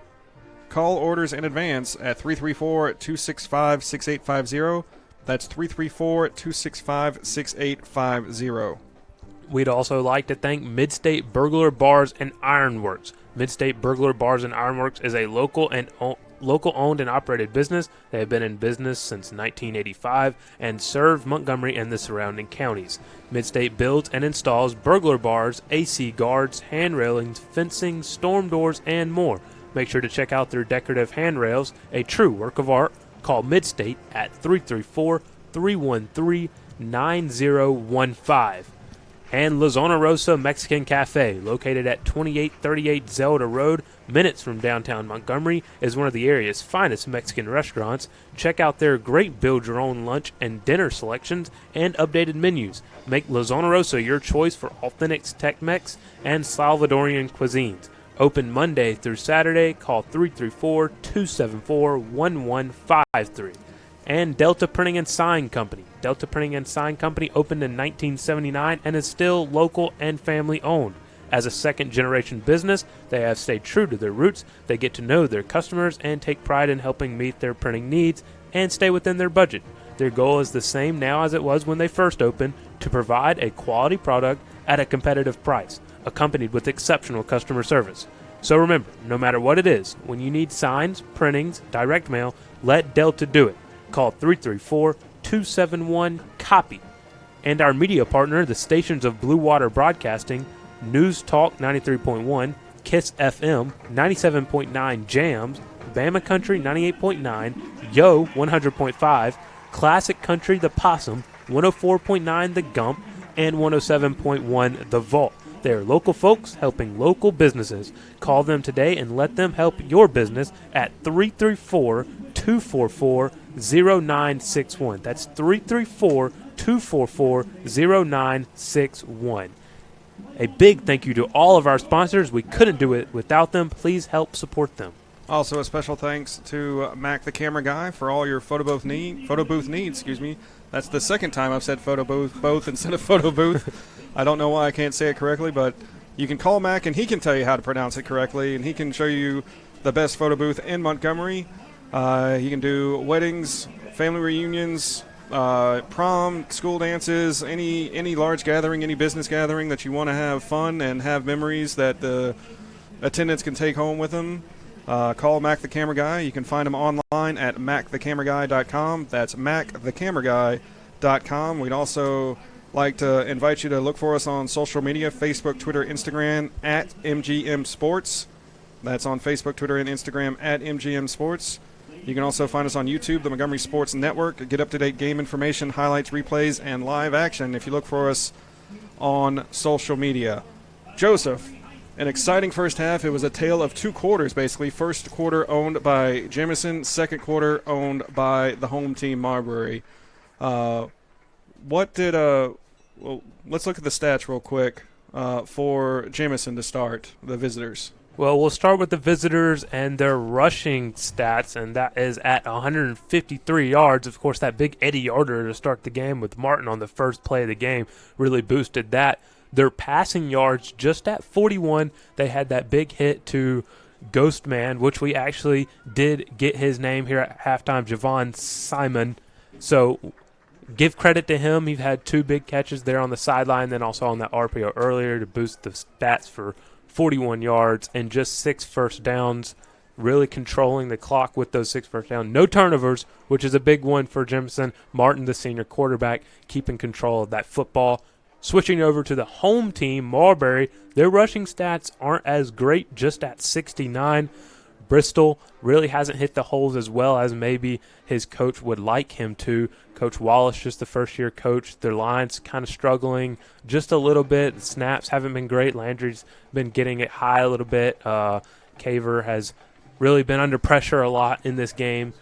For passing, just 34 passing yards, 103 yards in total for Marbury. Like I said, Caver's been under a lot of pressure when he drops back to pass, even when he wants to run, a lot of those rushing and passing yards have come off busted plays. Mm-hmm. And that's a credit to Caver, like you said, 4 first downs. Right. That's a credit to Caver being able to create from his position. We talked about in the keys to the game, brought to you by the Hank Williams Museum, is that they needed to protect Caver. Well, he's taken a big hit, but it was out of bounds after play. He's been really kept a little clean, as jersey-wise anyway, but he's been scrambling sometimes for his life against this defensive line. And he's done a really good job when he has scrambled to get out of bounds. And like you said, he did take that big hit, but that was uncalled for hit, personal foul. They get it. There's not really much the offensive line can do about that, as Caver was able to break coverage. And if you're looking at the replays and looking downfield, you can really see that some of his receivers are running wide open downfield. You saw List open on a post earlier in the game. He just quite missed him. Number 8, Causey, has been open on some seam routes downfield. I've been seeing him waving his hands, but Caver's been under a lot of pressure, hasn't really been able to plant his feet, doesn't want to put the ball in danger. So like I said, it's a credit to him to be able to escape from the pressure and gain positive yardage. But if that line just holds up for just 2 or 3 more seconds, you could be looking at some big touchdown passes downfield. And they had a couple of big plays negated by holding penalties on the outside, as you mentioned, the new rule about being able to see what you're blocking and not blocking in the block and not blocking on the side. But I really felt like the keys to the game were followed by both teams. What we talked about, Jemison weathering the storm early. Well, they were the storm early. They were the ones bringing it to Marbury, but they had some execution issues on point after attempts. I don't know if they fully trust Gilliland kicking the ball as they went for that field goal at the end, but special teams miscues, they did do well on the punt. I thought Gilliland had a good point. I think it wound up being about a 45-yarder after the short roll. And, good field position still for Marbury on that drive, but it was the 30-yard line. So not bad for a fullback. Honestly, he's doing a really good job doing exactly what he's asked to do, which Coach Stephen Bradley asked him, I want 3 or 4 yards every time you touch the ball. He's a big boy. He can just fall down and get 3 or 4 yards as tall as he is. Listed at 5'10", but obviously we don't believe that. And he's looking out there, he looks like a 22-year-old man, like you said earlier. But for Marbury on the defensive side, you said earlier in the broadcast they got to stay disciplined. They've been mixing up their coverage a little bit. They've played a lot of man, mostly man, a little bit of zone here and there, not much. They're doing an all right job. It's almost like they take plays off sometimes on their assignments, and that's what resulted in Martin's big 80-yard run to start the game. And also Baker's been getting on the outside just a little bit. They kind of forget about Baker sometimes, and that's when they fool him and they pitch it to him on 3rd and shorts, and he gets those first downs. Not really asked to do much, but when asked to do something, it's big. Yeah, and that fullback dive was just like, this is like going to the bank every time they needed it. They're just like, all right, let's give it to Gilliland up the middle. Let's give it to Gilliland up the middle. And, he answered every time. I think his shortest gain was 2 yards. Right. And then when they got down to a 4th down, they were able to get the 4th down conversion because they only needed 2 yards. So just a great half of offense. You'd like to see Jemison put more together in the second half to keep their defense off the field. That's their game plan. In Marbury, you need to see more execution out of that offensive line. And really they got bailed out by a couple of personal fouls, but were able to take advantage of it, and they lead 13-12.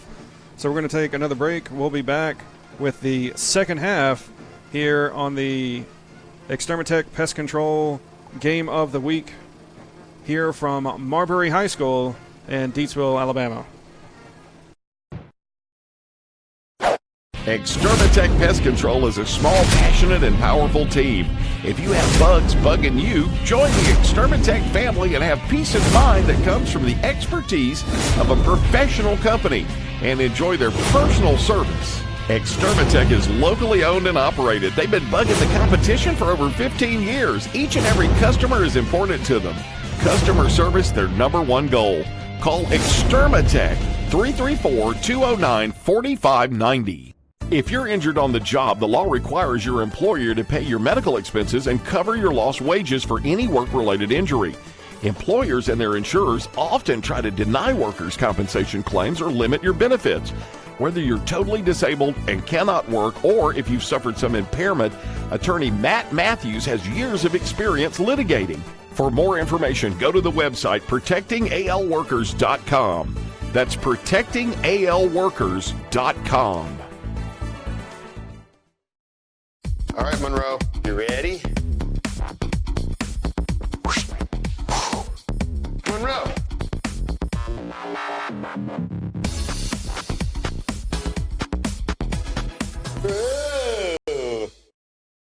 It was 1917. Charlie Chaplin appeared as the Little Tramp, Walt Disney graduated from high school, and Woodrow Wilson was reelected president. And in Montgomery, Chris's sold their very first hot dog. Move forward to the 1950s. Hank Williams was hanging out at Chris's. Up through the 70s and 80s, many stars and politicians discovered Montgomery's little secret. Jump ahead to the new millennium. Riverwalk Stadium, the alleyway, and the new downtown. It's now 100 years later, and Chris's is still serving their world-famous hot dogs at 138 Dexter Avenue. How long has it been since you've tasted the city's most famous hot dog? Make Chris's part of your family history. Still family-owned and operated, Chris's makes every hot dog and hamburger to order.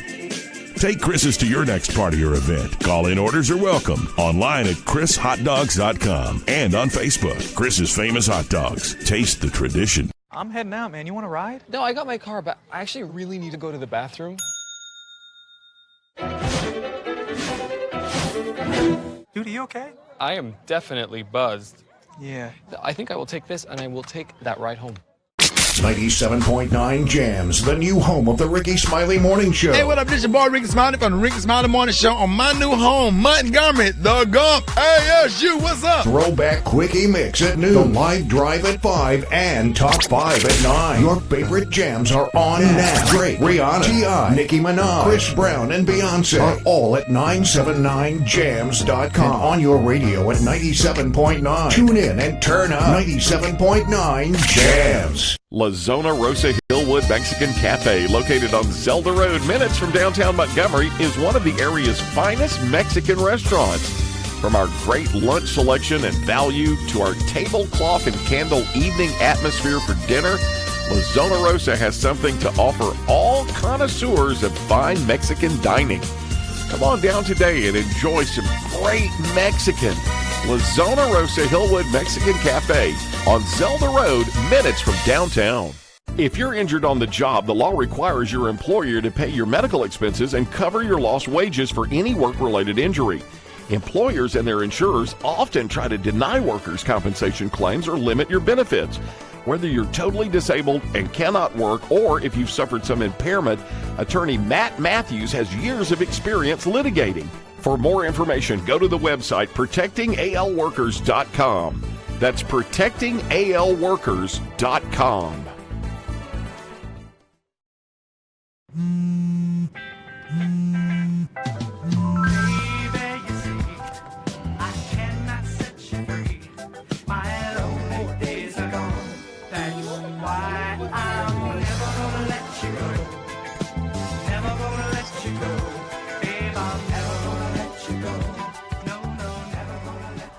Here you go.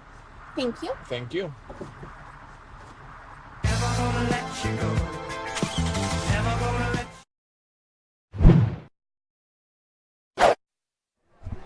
And welcome back to the Extermitech Pest Control Game of the Week here on the Montgomery Sports Network, as we get ready for second half action between the Marbury High School Bulldogs and the Jemison High School Panthers. We are in Marbury, or excuse me, we're in Deatsville, but we are at Marbury High School at this beautiful stadium, the home of the Bulldogs, and they have a 1-point lead heading into the second half as the two teams are warming up, getting ready for the start of the third quarter. And we touched on the keys to the game, the pregame. What are the keys to the rest of the game right now, Joseph, as we await Jemison receive the opening kickoff, Marbury will receive this kickoff. What does Marbury need to do on this first possession of the second half? Well, Marbury really needs to get back to their running game, and they've shown that they can throw the ball and get out to the edge, but there's just too much pressure on Caver to comfortably put him back there and say, hey, drop back and pass. So you're going to look for Bristol to really control the game, kind of like Gillen has done for Jemison. They're going to ask him to get at least 3 or 4 yards every time and keep him in front of the sticks. A few times they've gotten behind the first down marker and set up for third and distances, and that's not really good. For Jemison, their question mark continues to stand until the third quarter starts, will they be able to sustain the high level of play that they've put out in the first half? And right now, I mean, it looks like for Marbury, the only two receivers I believe that have receptions are Clark and List.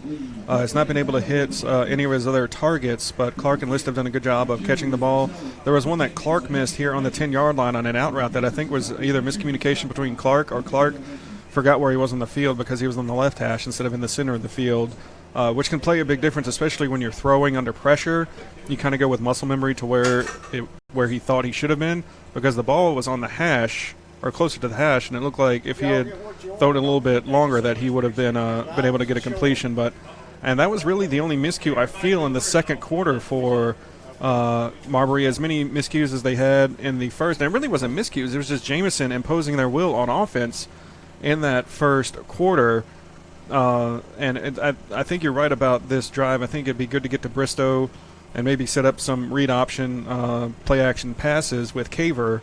But for Jemison, I think it's important to either hold them to a field goal attempt or get off the field as soon as possible, because if you go down here, and they've already blocked one extra point, but if you go down, say, 20-12 and you don't execute on offense, you know, you could get blown out quickly, as we talked about in the beginning of the game. Like, they've been boom or bust. They've won by double digits or they've lost by double digits in this contest.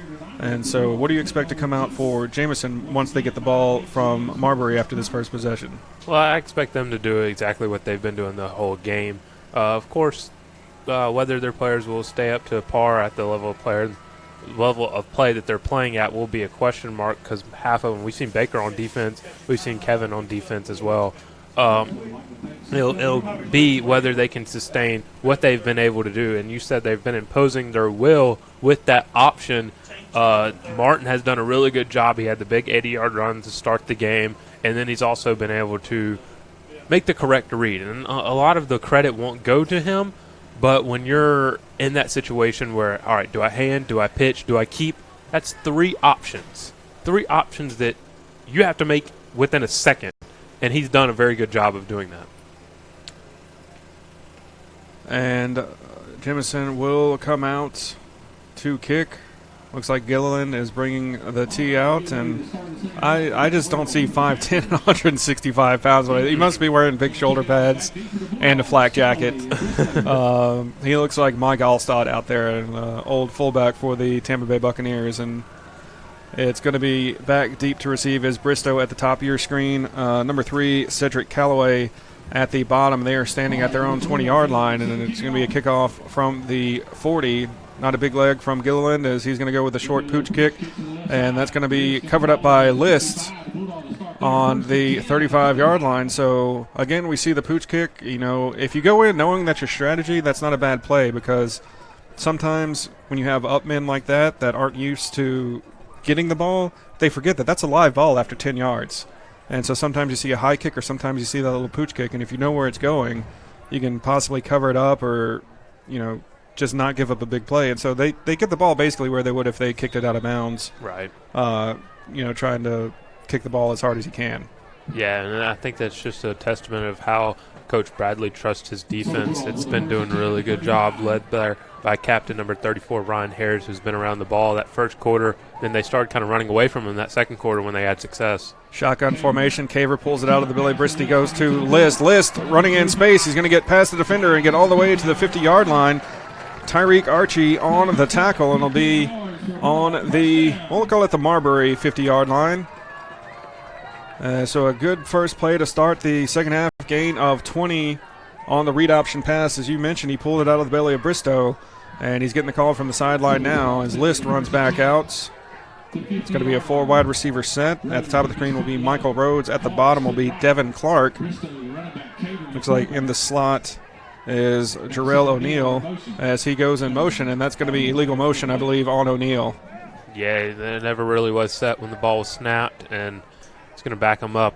Marbury continue to shoot themselves in the foot with penalties. I know in college and in the pros you can be running away from the line or you could be running parallel to the line, but he had already cut towards the line of scrimmage, and it works in Canada in the Canadian Football League, but it does not work in Deatsville, Alabama. So 1st and 15. 4 wide receiver set. Thrown out to List in the slot, and List is going to be tackled after a gain of 4. And that's going to be Jesse Prado on the stop for Jemison. Yeah, another little quick out. It looks like they're trying to spread out that defense that came out with 8 men in the box. Might get what they're looking for here. It's just going to be a 4-3 look. O'Neal in the slot to the left, Clark at the top of the screen, List to the slot to the right, and Rhodes far to the right, Bristow in the backfield with Clark. Clark takes the snap, and he's going to be wrapped up and go down. He's going to try to throw the ball, but they're going to say he was in the clutch. I wonder if they're going to get intentional grounding, but there's, I think, going to be a hold on Marbury. Hold and, I believe, an intentional grounding, which would be a dead ball foul right at the spot of the foul. And I think they're going to be able to choose. They can either choose the holding or they can choose the intentional grounding. The holding gives them 2nd and 21. The intentional grounding gives them 3rd and 15. And it looks like they're going to back them up all the way back to where the drive started. Or, 5 yards behind where the drive started. So that's going to be 2nd and 30. They have to get to the Jemison 40-yard line for a first down. And they are stopping the clock as Jemison looks like they're shifting their defensive backs. I'm not sure what the stoppage is for. Maybe just double-checking to make sure where the hold occurred. Yeah, I think they spotted that ball wrong. And good job of the officials to stop, and they're going to say, nope, they're going to decline the penalty, so it's going to be 3rd down. Yeah, so they did not call. They declined the holding and accept the intentional grounding, which they didn't. I don't think intentional grounding was called. I think they just took the result of the play, which was the sack. And that's going to be a screen play to Bristow. Bristow's going to break 3, and Bristow down the right sideline. He's finally going to be brought out of bounds by Archie, but not before he gets the first down on 3rd down and 25. All the way down to the 23-yard line. So a great time for a screen. Jemison over pursues, and Marbury is in Jemison territory as we'll take another look. And Caver does a great job of settling at the offensive line, does a good job of not getting too far upfield on that pass to Bristow. And Bristow does a great job of getting up the field. There's going to be a run by Cedric Callaway. And Callaway picks up 5 angry yards as he goes through the center of the offensive line, riding up the back of Landry. And it is now 2nd down and 5. Caver fakes to Callaway, and it's going to be a low ball outside for List, and that's going to be a miss on Caver. Second time he's thrown the ball at the feet of List here tonight.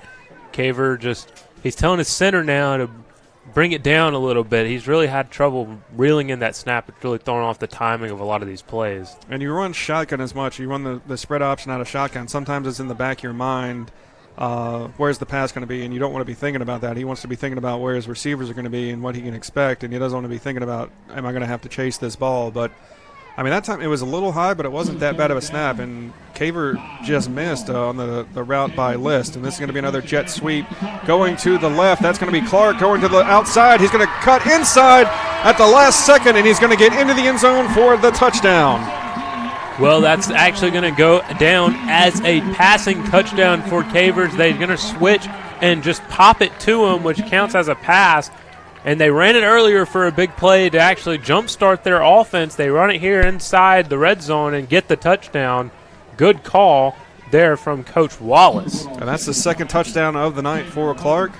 2nd receiving touchdown as Lee is on for the extra point out of the hold of Caver. And that point is up and good. And with 9:47 on the clock, the lead is now 20-12 in favor of the home team as Clark celebrates with his wide receivers coach, jumps up into the air, and we're going to watch the replay brought to you by attorney Matt Matthews, protectingalabamaworkers.com. And it was just looked like a pop pass, just throwing it up for Clark to take around the end arounds.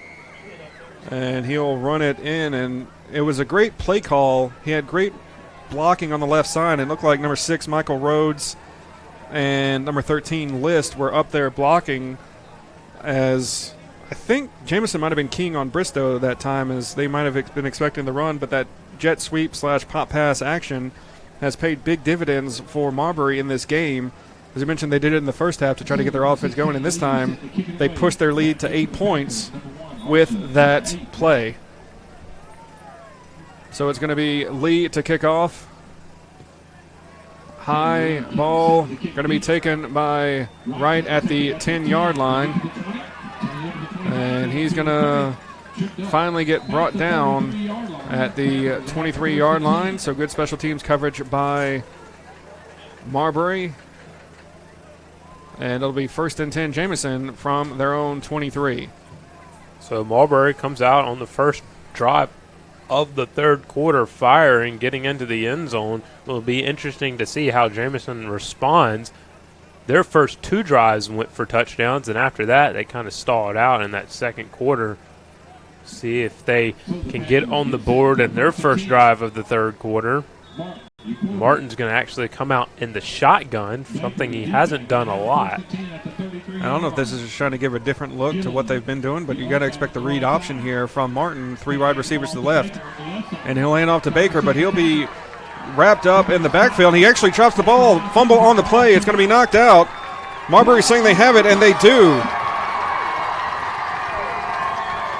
I didn't see who came out of the scrum with the ball. It might have been number 5. That was Waller. He's listed as a wide receiver, but playing defense as well.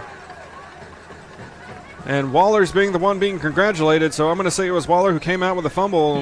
And Baker plays defense as well. Looks like he's going down on the field, and we may have an injury. Well, Baker stayed on the ground for a while. Jonathan Lowry, an offensive lineman, came over and actually picked him up and said almost like, hey, you're fine, but Baker continued to go down, and they kind of got into a little bit of a scuffle, and you never want to see that between your own teammates. And we're going to take a quick break. You're watching the Extermatech Pest Control Game of the Week here on the Montgomery Sports Network. My mother was always very familiar with her neighborhood, but one day she stopped at the stop sign for much longer than usual. And she didn't know whether she should go forward or turn, and she wasn't even really sure where she was at. It was very unsettling for her. I felt so much better after my son told me, Mom, I don't want you to worry or be afraid. I'll be there for you, and we'll figure it out.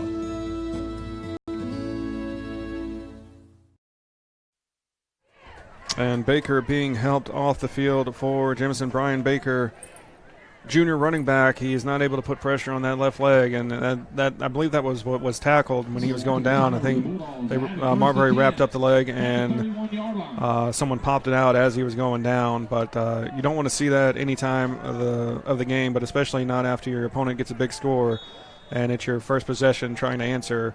And now Marbury is in business at the 30-yard line of Jemison. Caver fakes the end around. He drops back to pass. Throws it up the middle of the field, going for the shot. Looking for Clark again, going for his 3rd touchdown of the night. But it is just out of his reach as he had to dive for it. He threw that ball into triple coverage. But honestly, if he short arms that a little bit more, if Clark is a little bit more break towards the sideline, that's a touchdown because he broke open just at the last second. Yeah, a better throw there from Caver, and Clark has the hat trick on the night with 3 touchdowns right after the first turnover of the game. Good protection there, and Cavers actually saw the deep man open, just missed him. And it's going to be a read option. Caver's going to keep it himself, and then he's going to throw up the field to List, and List is going to be rocked by 17, Prado.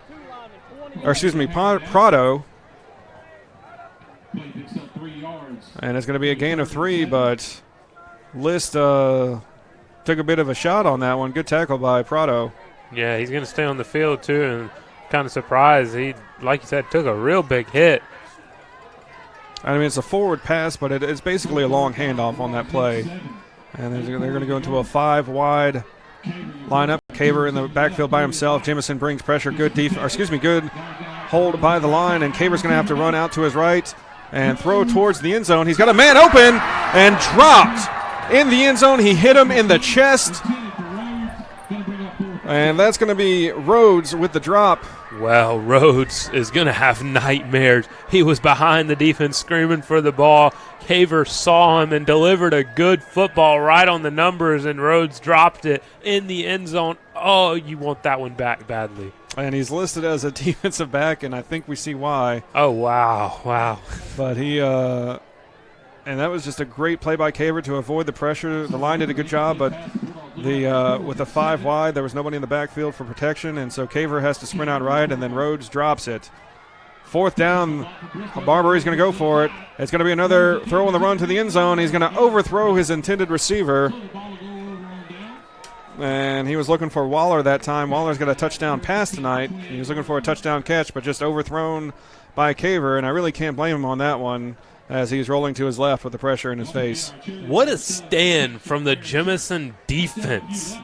You're asked to go out there and stop this Marbury offense that's on fire right now after the first turnover of the game, and you stop them on 4th down to give your offense the ball right back, 3 and out.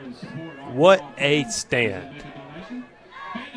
And Jemison going from the shotgun again. I'm not sure why they're doing this. Maybe they just feel like a different look will confuse Marbury's defense, but now it's Archie in the backfield with Martin. He's going to be wrapped up by a host of blue shirts. You can give a tackle to the entire defensive line as they were the ones in the backfield. And still not quite sure. You go from the triple option look under center to the spread option look. It's not confusing anybody. They need to go back to what they practiced all week, which was obviously the triple option, and that's been working for them. You know, if it ain't broke, you don't fix it. And even on that last play of the drive, they needed to run a 2-minute drill, but that's not their offense. But they still gained 80 yards, I felt like, on the play. And Martin goes back under center. Motion is the tight end. They're going to hand off to Gilliland up the middle, and Gilliland fumbles the ball. Martin actually kept it there. Oh, you're right. Correction. I thought it was a really good fake by Martin on that dive. Fake dive. Martin keeps it, gains 4, and will be tackled after the short game, but it'll bring up 3rd down and 6 for. There was a penalty, and it actually was on Marbury, a 5-yard penalty. Face mask. That should give them a 1st down, and it will. And it will be a 1st down. Ball spotted now at the 38-yard line. Martin under center once again. And it's going to be a pitch this time to Archie. Archie trying to get outside. And he's going to be wrapped up. He's going to fumble the ball too. Are they going to say he's down? I think he was down. The ground calls that fumble. It'll be interesting to see what the refs say. Yeah, the line judge is saying he was down on the play. That's a good call. He tried to stretch it out. I'm not sure why he was trying to stretch it out in that situation, but that is the correct call. The home field will not like it, but it is the correct call. Yeah, Duncan Davis on the tackle. And that'll bring up 2nd down and 7. We got 6:56 to go here in the 3rd. They're going right back to that triple option. They came out in the first drive and went spread and even started this drive in spread, but they're going back to what's working for them, and I think that's a good call. Yeah, running back is now Will Turner Jr., and he's going to be met in the backfield on the pitch. And again, it's a host of blue shirts as this Marbury defense, I believe, was challenged in the halftime by their coaches, and they are stepping up, and that was Jaquil Waller on the tackle for the Bulldogs. Loss of a yard on the play, and it'll be 3rd down and 8. Well, that was the first time I've seen Martin make the wrong move. He kept from Gilland, and he pitched to Turner there. He should have handed to Gilland, and I think Gilland looked right at the sideline and said, guys, I should have had that ball. He had at least 3 or 4 yards, and it would have set him up on 3rd and short. That'll be Gilliland and Turner in the backfield behind Martin. The split end is 23, Jonathan Wolf on the right side. And drop the pass is Martin. Martin's going to be fumble the ball. It's going to be knocked out of his hands. It is on the ground. It looks like Brown may have jumped on it for Marbury. And another fumble for Jemison. And a little bit of pushing and shoving as the center, Tillery, is not happy as he tries to get the ball, but it'll be another turnover by Jemison. And another fumble recovery by Marbury. And honestly, if they can get a score here, that might put the game away here with 5:49 to go here in the third quarter. Well, I said earlier when Martin was running around the pocket and he had the ball loose that he's going to get it knocked out if he doesn't keep it close to his chest. He gets it knocked out, forces the second fumble for Jemison on the back-to-back drives. And Caver hands off to Bristow. Bristow has started to come alive here in the second half, and he gets through the defense, and he's going to go all the way for the touchdown. A 38-yard touchdown run by Bristow, and Marbury makes the Panthers pay for that turnover. Well, they did not make them pay for the first one, and they came out and handed it to Bristol on the first play after the second fumble. And like you said, they made them pay this time, getting into the end zone on the first play with Bristol. A great run, stiffed arm yet another one, and looks like they're going to go for two. And they're going to spread the defense. They just have to have 5 players on the line. They're going to snap the ball. Caver back to pass. Caver's going to run around. He's going to have pressure put on. He stays live. He's all the way back to the 20-yard line. He's running to his right now.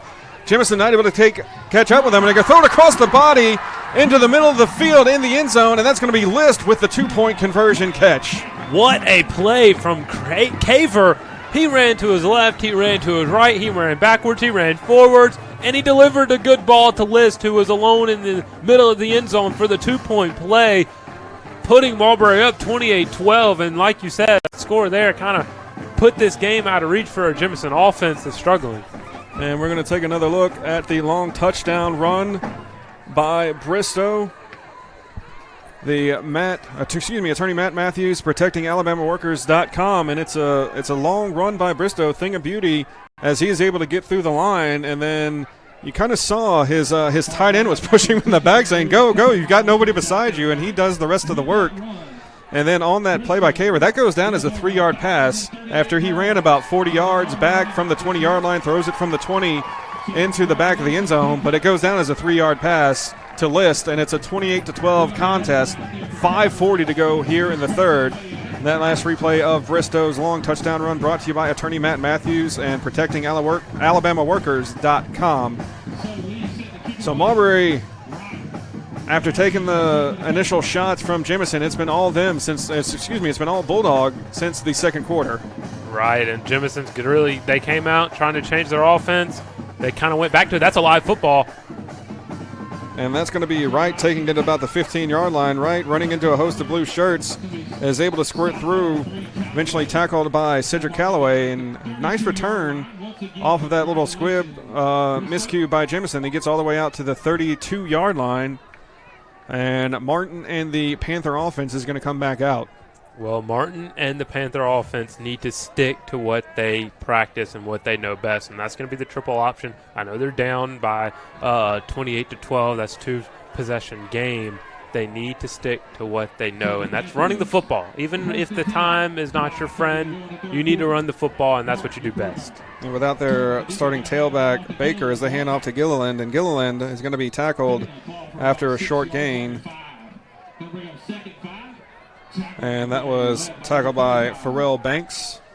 And it'll be a gain of 5 for Gilliland. He fouled 4. I thought he didn't get that much. It's actually going to be a gain of 4, as it is now 2nd down and 6 from the 31-yard line.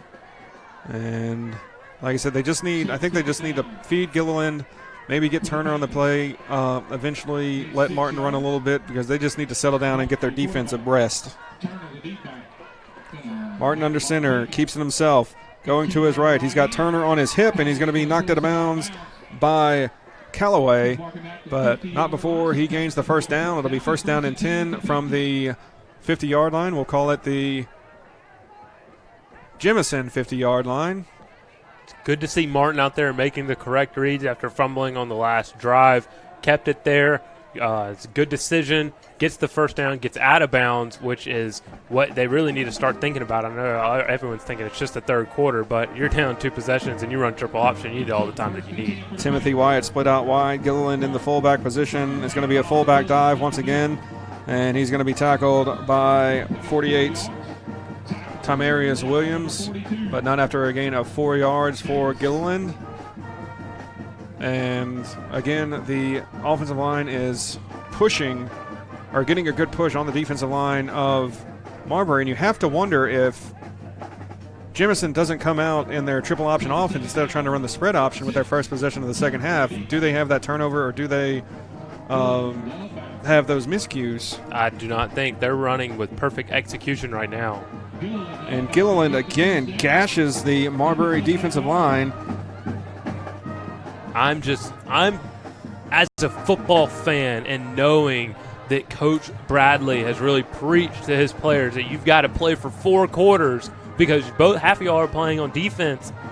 The push that they're getting on the offensive line is amazing, and Gilliland is really benefiting from that right now. 1st and 10 from the Marbury 39. Split out wide is Javon Simon. That's number 11, who we were calling earlier. We called him Casper because we thought he was a ghost man, but we weren't sure where he was. And that is going to be Kevin. That's going to be Gilliland up the middle again, and that's 4 yards. So it's like money in the bank. You can't go broke taking a profit. Gilliland has given them dividends in this drive, and it'll be 2nd down and 6. Gilliland with a grown man, 4 yards. And I think they really started to go back to him, really started to feed him. They kind of got away from him in that second quarter and started this third quarter, but now they're getting back into their groove, trying to make this a football game.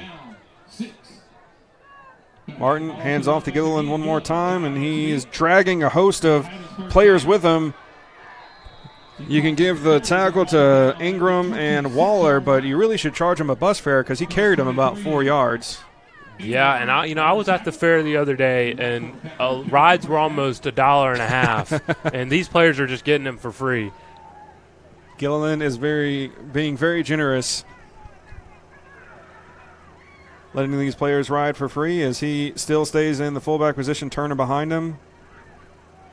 Split out wide right is James Wright. Martin under center will hand off to Gilliland one more time, and this time the blue shirts are able to contain him, but not before he gains 2 yards. I don't think he knows where he's going on the football field. He gets the ball and he puts his head down and he just moves those legs, starts churning them. And if he gets past the line of scrimmage, he looks up and sees what he can do with his feet. But he just puts his head down and plows forward for 4 or 5 yards every single play. And right now it's a 31 dive or a 32 dive for the fullback Gilliland as he's just going up behind his guard and center. He's just picking left or right depending on who got the better push. Martin under center one more time. Keeps it himself, and he's going to be met at the line of scrimmage by 42, Duncan Davis, the captain linebacker. And it's going to be a no gain on the play, gain of a yard on the play, and that'll bring up 3rd down and 7. Well, they kind of got away from Gilliland right there. And Martin tried to make it himself. He's had multiple nice runs to the outside, but got stopped there. Shouldn't stop him from going back to it right here as they got the numbers on the outside. Gilliland at fullback, Turner behind him. It's going to be a toss to Turner. Turner trying to get outside. He's got some blockers in front of her, but splitting the offense is going to be Waller, the wide receiver playing defensive back, and he's going to make the tackle after a gain of a yard. And that's going to bring up 4th down and 6, and decision time for Jemison. I just saw Littleland kind of kick his foot, and I think he was asking the sideline, do you want me to kick or what are we doing? And I believe that's going to prompt a timeout by Jemison. So 56.9 seconds to go here in this third quarter. Pretty much owned by Marbury, but Jemison is showing signs of life, getting back into this contest, holding on to the ball. And it's been Gilliland who has been the mainstay, the workhorse, the bell cow, whatever you want to call him. He's been it. Yeah, and it's all going to be put on the line right here on this 4th down whether they choose to go for it or kick the field goal. And I think if you trust Gilliland to kick this distance, I don't know if you can, but I think you have to go for it here. You're in no man's land to begin with. You're at the 22-yard line. It's 4th and 6, which you normally don't go for at this distance. If you look at the metrics, if you look at the probability of getting it, when you run this triple option, you don't have the guarantee of 6 yards, especially with Gilliland. You can get 3 to 4 yards. With Martin, he can break a big one, but they're going to be looking for Martin on this one. So right now you just have to trust your offensive line, and I say either trust Gilliland or trust Martin to pick up the distance. And it looks like they are going to go for it. The new man in the back, Archie. We've seen him on defense, and he's been a kick returner. He's fast. Get him on the edge. Martin drops back to pass. Screen. And it's going to be a screenplay that doesn't develop to Archie. The offensive lineman, I don't think, knew where to go. The offensive linemen are looking to block, and when they get out there, they're going to start running up the field. What Archie has to do, and what every screen player has to do in this situation, is know where the line of scrimmage is. You have to be behind the line of scrimmage because those offensive linemen are downfield. If you catch the ball in front of the line of scrimmage, those offensive linemen are immediately called for ineligible players downfield. And Archie was just too far downfield, calls for a bad throw. He was also caught up with the lineman. So it just missed bad execution there on fourth down from Jemison. Forces the drive to just lose. And it looked like Jonathan Lowry was defending him, but Archie was in the backfield. That's going to be a handoff, and that's going to be Causey getting to the outside, and he's going to get taken down right near the sticks. And going back to that last play, you look at the loss of Hunter Baker earlier in the third quarter, where you don't have your starting tailback back there, and I think you saw the difference because Archie's listed as a defensive back. We've seen him play some offense, but he's listed as a defensive back, and I think that's just him inexperience at that position, knowing where to go and what to do on a screenplay. Handoff goes to Bristow up the middle, and he's going to be tackled, but not before he gets the first down.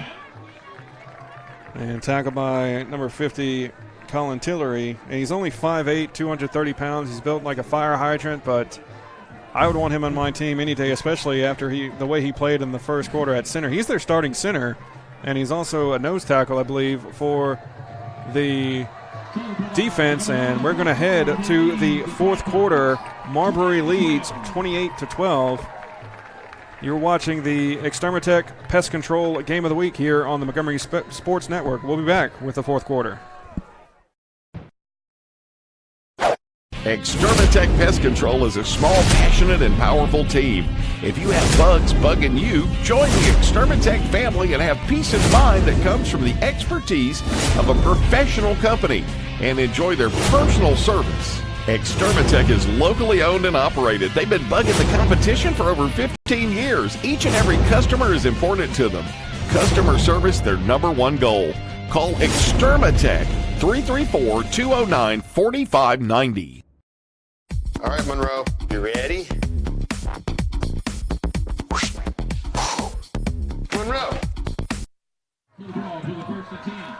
Marbury going right to left now on your screens. Caver will take the snap and give a handoff to Waller. Waller breaks out to the right side, and he's got room to the 40, to the 30, to the 25. He's going to get past the defender, and he's going to go into the end zone. What a run by Waller, and that should do it. First play of the fourth quarter, 11:46 to go. Waller takes the ball 64 yards. It's all coming back as well. There is a holding penalty on the far right side. And I do not see... Blocked in the back, actually. I do not see the flag, though. Right there at the 40. Bristol's kind of blocking it from our view, but it's all coming back. There it is. You're right. It's on the white of the 40-yard line. So he was so open on the right because there was a hold on the right side. And so they're going to mark it off from the 41. It'll be a 10-yard penalty, so it'll go back to the 31. So it's going to be 1st and 13 for Marbury. Wow. That pop pass has been really working for him. Waller took it, speed kills. I thought Archie had the angle on him, but it looks like Bristol got the block in the back, which was unnecessary because Waller had the speed to outrun the whole defense. Caver at quarterback, hands off to the new running back, Callaway. Callaway is going to be drugged down by 55, Matthew Brasher. Callaway getting in on offense, giving Bristow a break. As Bristow will come back onto the field. His long touchdown run put the Bulldogs up 28-12 in the third quarter and gets called for the holding penalty. Gives Callaway a break, and that's going to bring up a 2nd down and 4. Nice run by Callaway after that penalty on 1st down. I know Waller wants that touchdown back, but this is actually going to be better for the offense as they can run some more clock here in the 4th quarter. And around 2 Rhodes, and he's going to be tackled by Archie after a gain of about 1.5 yards, and it's going to be 3rd down and 1. And like you said, I mean, you want the big penalty, but it was the first play of the drive heading into, or excuse me, the 3rd play of the drive, but your defense has been on the field a good bit on that last drive, just fortunate to get off the field, but now you give your defense a break, and you're going to be able to get a lot more pressure the rest of the game if they get a little bit more of a break. You always want the touchdown, but it's not the worst thing in the world to have it called back and you still are able to gain yardage, as the 3rd down play is going to be blown dead as there's illegal participation for Jemison. Too many men on the field for the Panthers, and they're going to give Marbury the 1st down. And when you've lost 4 games in a row, it's because of plays like that where 3rd and 1, you need to get off the field, and they get the 1st down without even trying. Yeah, it's just, they played really sound football in the first half. It just looks like they're really confused out there coming out in this 3rd quarter, now heading into the 4th, giving Marbury the 1st down there with too many men on the field. Officials look like they're going to talk about it for a little bit. Yeah, I'm not sure what the linesmen are doing. Excuse me, the chain gang are doing. Like the marker is at the 49, and now he goes back to the 47-yard line. I think they had the ball marked again on the wrong spot, so they talk about it and finally get it set up correctly. 1st and 10 for Marbury. Caver at quarterback, hands off to Bristow on the read option, and he's going to be drugged down by Tillery. And he's going to be drugged down after a gain of 4. They get into Jemison territory, though. They're at the 49-yard line, and a timeout is taken by Jemison. That is their 2nd of the half, I do believe. Well, that's actually going to come back and hurt them. If that's the 2nd of their half. They're down by 2 scores, 2 possessions. They need all the time that they can get. Usually, you want to see these timeouts start to be taken around the 8-minute mark, especially when you need 2 scores. And fans, don't forget to watch games on your computer, tablet, or phone at mymgmsports.com. You can also follow us on social media to catch game replays, highlights, and score updates. Links to our social media accounts are at the bottom of our website, mymgmsports.com. And this is Matt Pellegrin with Joseph Sims calling the action live from Deatsville, Alabama, Marbury High School. The beautiful stadium here. Got the air conditioner going. I actually had to roll down my sleeves a little bit. It's been a tale of two kind of summers thus far, as I feel like we're finally in the fall. And I say we're finally in the fall. We're still in the mid-80s, but it's amazing what you get used to. Late handoff to Callaway this time. Callaway is going to break some tackles, and Callaway is going to get the 1st down. And he's going to be tackled by Tillery at the Jemison 42-yard line. More importantly for Marbury, as they want to run a lot of clock, he stays in bounds. I feel like he had the clear shot to get out of bounds and get some more yardage if he could have, but he stayed in bounds. Clock continues to run, which is a good sign for Marbury, as they don't want to put their defense back on the field twice. Yeah, just under 10 minutes to go, and Marbury, they took a long time to reset that game clock. They're actually going with 30 seconds to go on the play clock, and it's going to be an end around to Rhodes again. Rhodes is going to break out to the outside, and there's going to be another holding call, I believe, against Marbury, as this one's going to come back.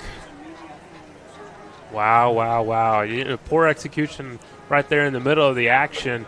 I don't think that hold had anything to do with the play. It was pointless. The player couldn't have gotten Rhodes as he was out on the outside, and just a boneheaded mistake there. It's going to back him up yet again on this drive.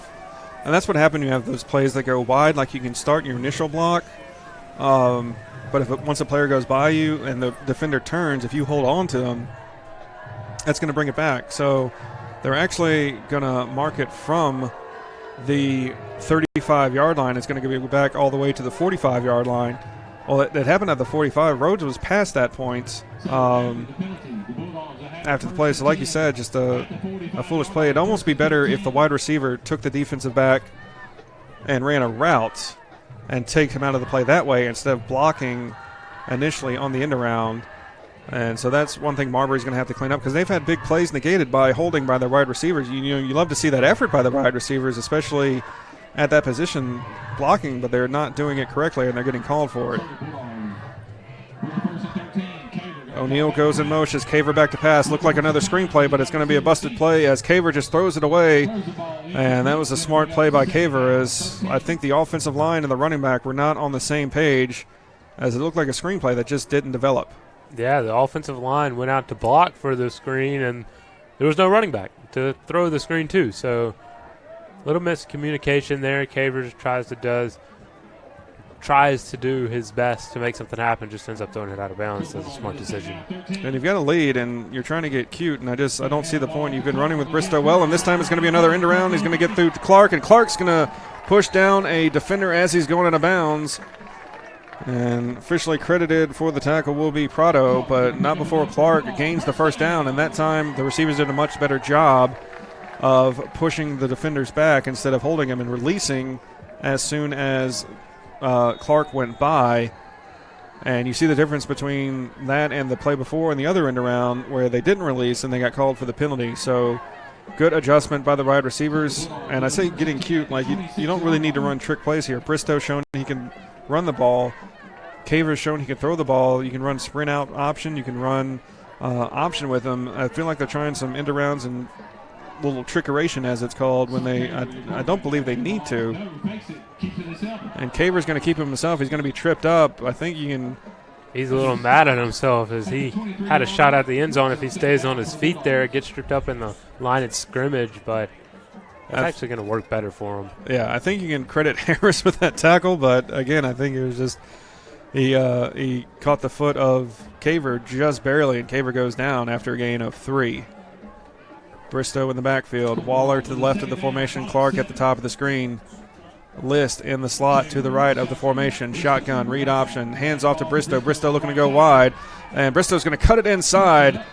And he's going to gain about a yard. Officially, they're going to say no gain, as that play took a long time to develop.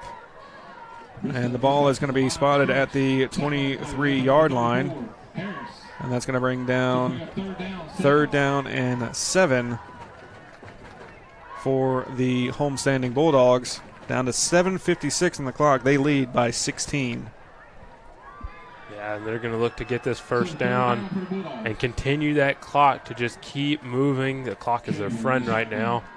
Caver fakes the handoff back to pass. Pressure put on by Jemison. Caver's going to escape. Caver's going to keep the ball himself. Past the 20, 15, down to the 10, and he's going to go out of bounds at about the 6-yard line.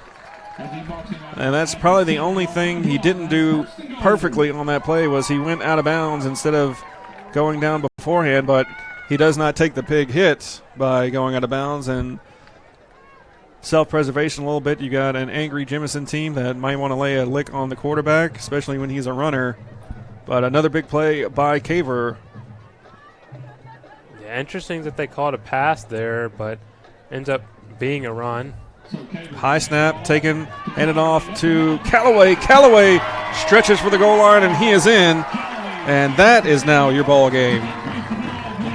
Yeah, and Callaway just runs right over Archie there, stretches the ball over the plains for the touchdown to put Marbury up 34-12.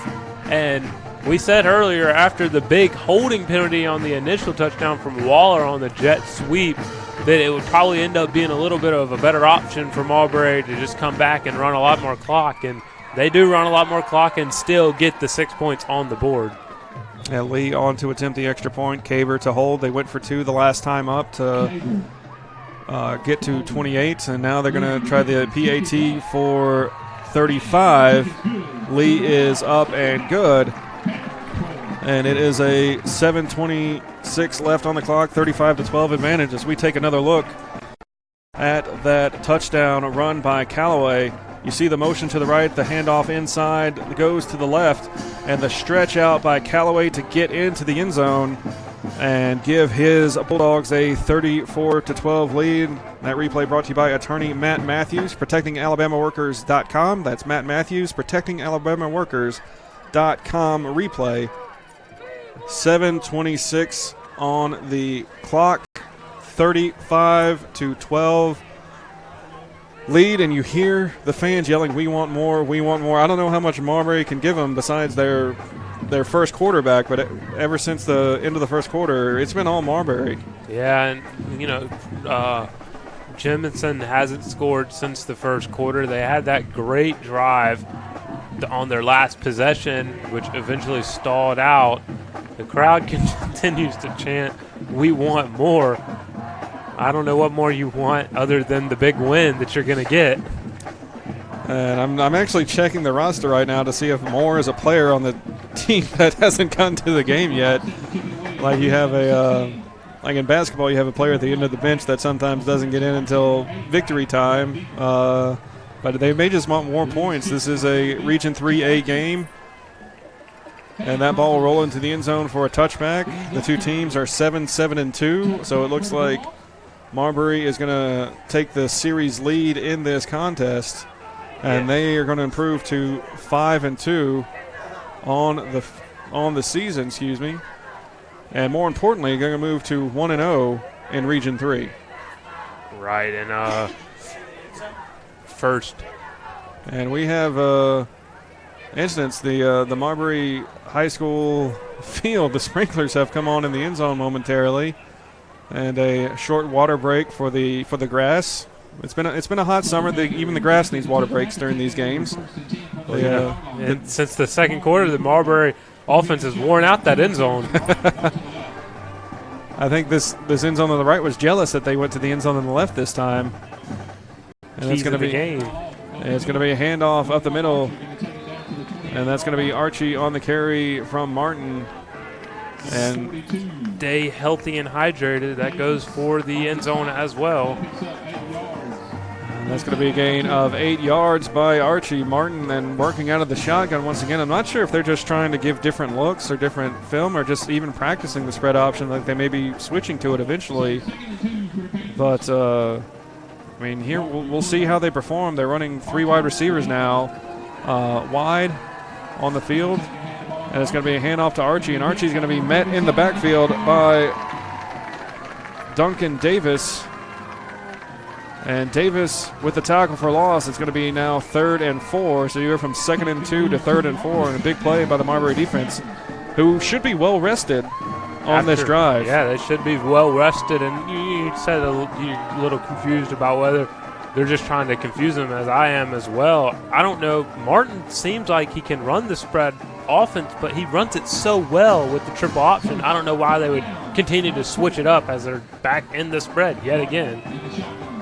And it's one thing to run the spread as they hand off to Archie one more time, and Archie is going to be met, and he's going to be stopped just at the line of scrimmage. He may be about 1.5 feet short as forward progress gets him to the 29-yard line. And it's going to bring down a big 4th down and 1. And it looks like it's going to be a little just over a yard. He's got to get to the 30. Jemison staying on the field. I'd like to see Martin under center and Gilliland back in at fullback. And he's been your host today, and you don't have him on the field for those first 2 plays. And it's just going to be a quarterback sneak by Martin. And he initially had the first down. I'm not sure if they're going to. They might give him forward progress. That first down marker is right at the 30, and the line judges are standing right at the 30. Yeah, he did get. They are going to signal first down. He did get the initial push, and then he got pushed back. I think he might have been trying to go outside, but they're going to say, nope, you got the first down. And so we'll see what they do. Gilliland will run off the field, and they'll go back under center with Archie back deep. And it's one thing to go in the spread option when you're down, but they've run the ball 3 times. They haven't tried to pass until just now. Nice throw, and that's going to be a late hit as Wright was going across, and that might be a targeting call. And that player will be ejected for not only this game, but the first half of next game if it is going to be called targeting. And that's a defenseless receiver in that situation. Just a boneheaded hit there why. You see the ball went over his head. It was clearly uncatchable, and you still lay the boom on him, and that player's still down. Yeah, and it looked like he took it right under the chin, which is dangerous for the jaw, and they're going to say targeting, or they're going to say illegal contact. We haven't gotten an official word if the player is ejected yet or not. But we are anxiously awaiting what's going on, and we'll take a quick break. You're watching the Extermatech Pest Control Game of the Week here on the Montgomery Sports Network. Zona Rosa Hillwood Mexican Cafe, located on Zelda Road, minutes from downtown Montgomery, is one of the area's finest Mexican restaurants. From our great lunch selection and value to our tablecloth and candle evening atmosphere for dinner, La Zona Rosa has something to offer all connoisseurs of fine Mexican dining. Come on down today and enjoy some great Mexican. La Zona Rosa Hillwood Mexican Cafe on Zelda Road, minutes from downtown. And Wright is sitting up. He seems to have full motion. The athletic training staff doing a good job of taking care of him.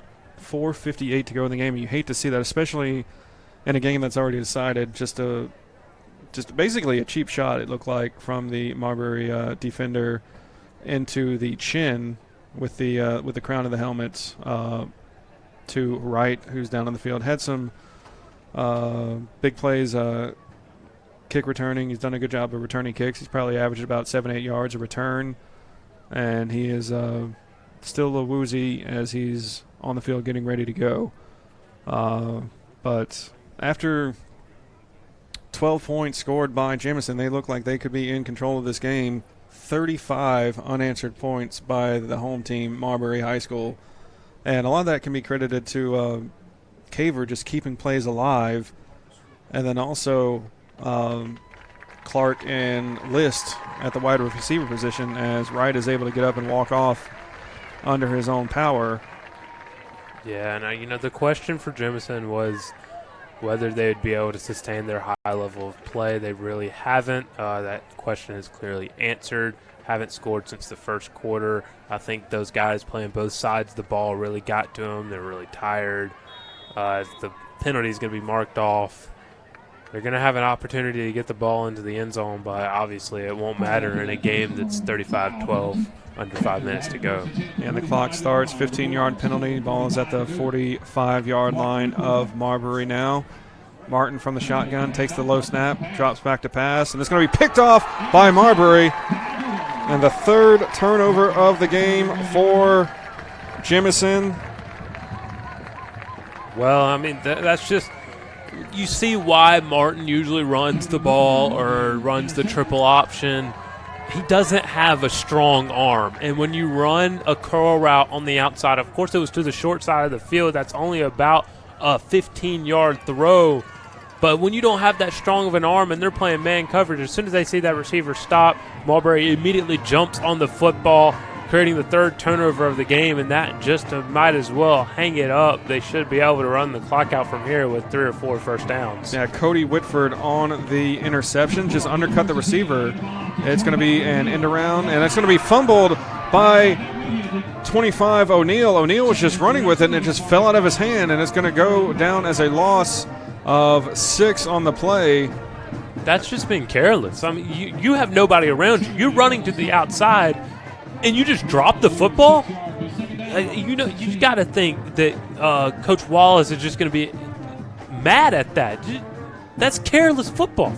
And he comes over to the sideline, a little sullen, and gets a tap on the helmet. But the only positive is that he didn't go out of bounds, he didn't fumble, or he didn't give up the turnover. The clock keeps running. And there's 20 seconds on the play clock, 3:50 on the game clock. And Caver's just going to take his time, talk to his Callaway to his right. Say, hold on to the football. Yeah, say, what are you doing after the game? You guys want to go to Wendy's? Spicy chicken nuggets are back. I don't know what he wants to do. And then he's going to hand off. No, he's going to keep it himself and break through the middle. Is going to be tackled by Harris. And Harris very close to being called for a late hit. And that's going to be a unsportsmanlike on the coach of Jemison. As he came onto the field, I think he might have made contact with the official. I'm not sure what's going on, but he's getting his money's worth right now. If this was Major League Baseball, he might be facing an ejection and for arguing, but even still, if he keeps going, he may be facing a real ejection as well. Unsportsmanlike on Jemison, the coach, and it's a frustrating night. You're in the middle of a 4-game losing streak, and you just can't lose your composure like that. Well, it's good to see that he still cares about the game, and that might reflect with some of his players that he's still caring about the game. But like you said, that's just a boneheaded mistake from the coach there. You can't attack an official on the sideline and not expect a penalty. I'm not sure exactly what he was screaming at. I thought the penalty would be on a Jemison player for a late hit on the quarterback, Caver, but it was on the coach, and I'm still just kind of wondering what he's screaming at over there. I think part of it, I say he attacked. He verbally attacked, and I think he might have touched him like to get his attention. He didn't grab him, I should point out. They didn't like physically threaten him. As the backup quarterback is in and he's going to be tackled, that is Hunter Phillips has to take the high snap, and he's going to be rocked by 68 Chase Lang, and that's going to be a loss of 6 on the play. So Caver's night is officially done. I think the Marbury coaches saw that Caver took a strong tackle. He doesn't need to be in there at this point with now 2:55 to play. You've got a 23-point lead. Let's get the backups some playing time. Yeah, this is going to be a good experience for the backups as they head down the stretch in the season. Yeah, Ethan Gomez is in at running back, listed at 5'2" and 125 pounds. And unlike Gilliland, I believe he is 5'2" and 125 pounds. He's a 9th grader. He looks like it. For Marbury. And you've got Hunter Phillips, the senior quarterback, to his right. And they're just winding this clock down. Now 20 seconds to go on the play clock. If I'm the offensive lineman, I might just say, why don't we just, get in position with 15 seconds to go instead of with 30 seconds to go. And just heard a whistle, and I think there may be a false start. I think it might have just been an offensive lineman, coming out of his stance just to relax for a second. Yeah, once you go into the 3-point stance, you delay a game. There was still 8 seconds on the clock, I felt. I do not understand. On the clock that I was looking at, there was plenty of time. And I think that's what the Marbury coaches are asking about. They're taking a timeout to see what had happened, because I thought on the play clock there was still 8 or 9 seconds left. I think the referee is kind of stating his case that I have my own play clock that I have personally on me, and when it goes off, it goes off. The play clock on the field must have been wrong, is what the referees are saying. But either way, it shouldn't have been. It shouldn't have been that. That was a clear mistake by the officials there. And a lot of times, I know in college, a lot of times you'll hire officials to run the scoreboard. It's not stadium personnel. You're hiring officials who actually wear the stripes and will be impartial to go to the press box.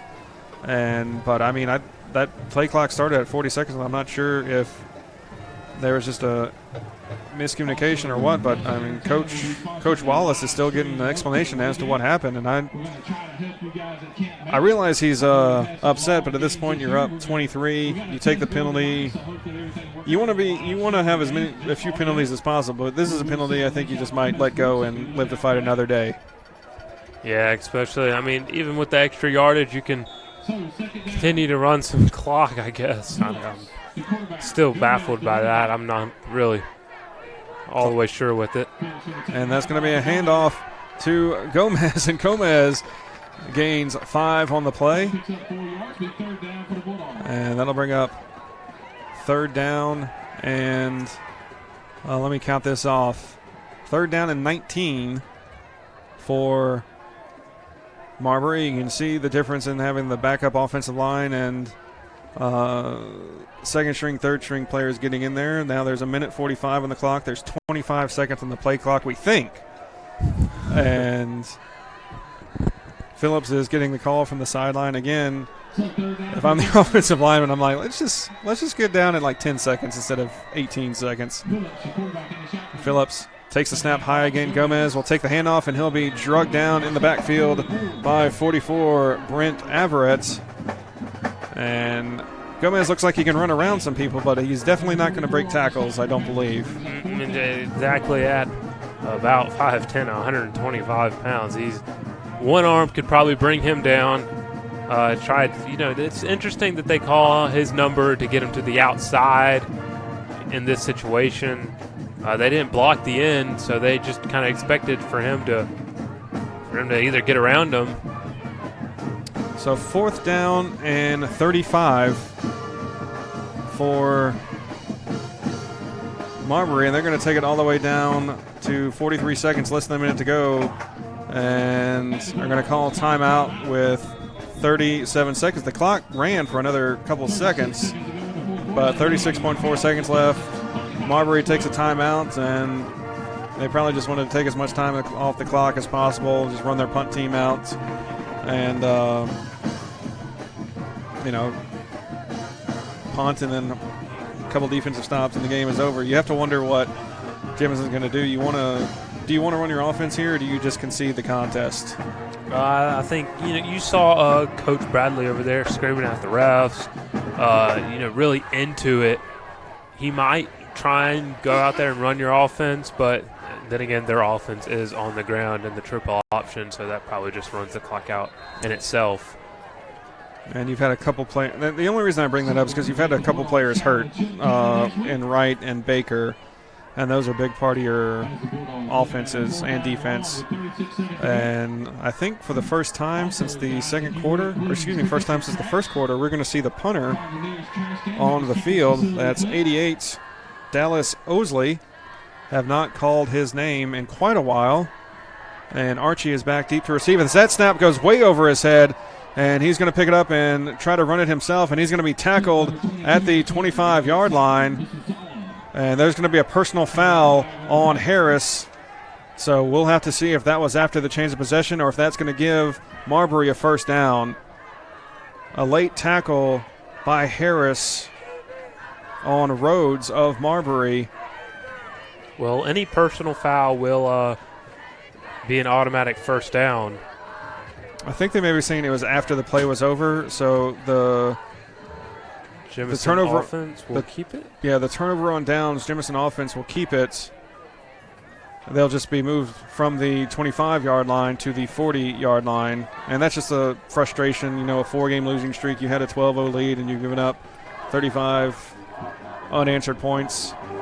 And the offense comes out. Martin comes out for Jemison. Gilliland is in the fullback position.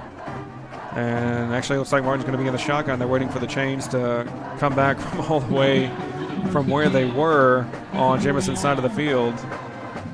And Martin looks like he's going to work out of the shotgun. Gilliland will stay in to protect, as will Archie. He's going to throw it as far as he can up to the top of the receiver. It's going to be incomplete, but looks like pass interference on Marbury. He was looking for Timothy Wyatt, and I think they're going to get 40 Anthony Wright Jr. for pass interference. So 21.2 seconds left on the clock. They'll get their 15-yard drive back on that first play. They didn't even have number 11, Javon Simon, in, which was their jump ball receiver in the first half. They finally bring him in. They might just throw one up to him again, or throw one up to him, see what he can do one-on-one. He's listed at 5'7", but he's shown he can get behind defenses. Martin takes the snap back to pass. Archie in there blocking. Martin waiting for someone to uncover, and he will split out to his left, fakes the throw, is going to throw back across his body, and the receiver, the closest receiver, was 98, Patrick O'Toole. He's listed as an offensive lineman. It looks like they've been using him as a tight end, and it'll be incompletion. The clock will stop with 11.2 seconds on the clock. So 2nd down and 10 for Jemison. Jemison will fall to 2-5 on the season, 0-4 in Region 3 play. Marbury will improve to 5-2, 1-0 in Region 3 play.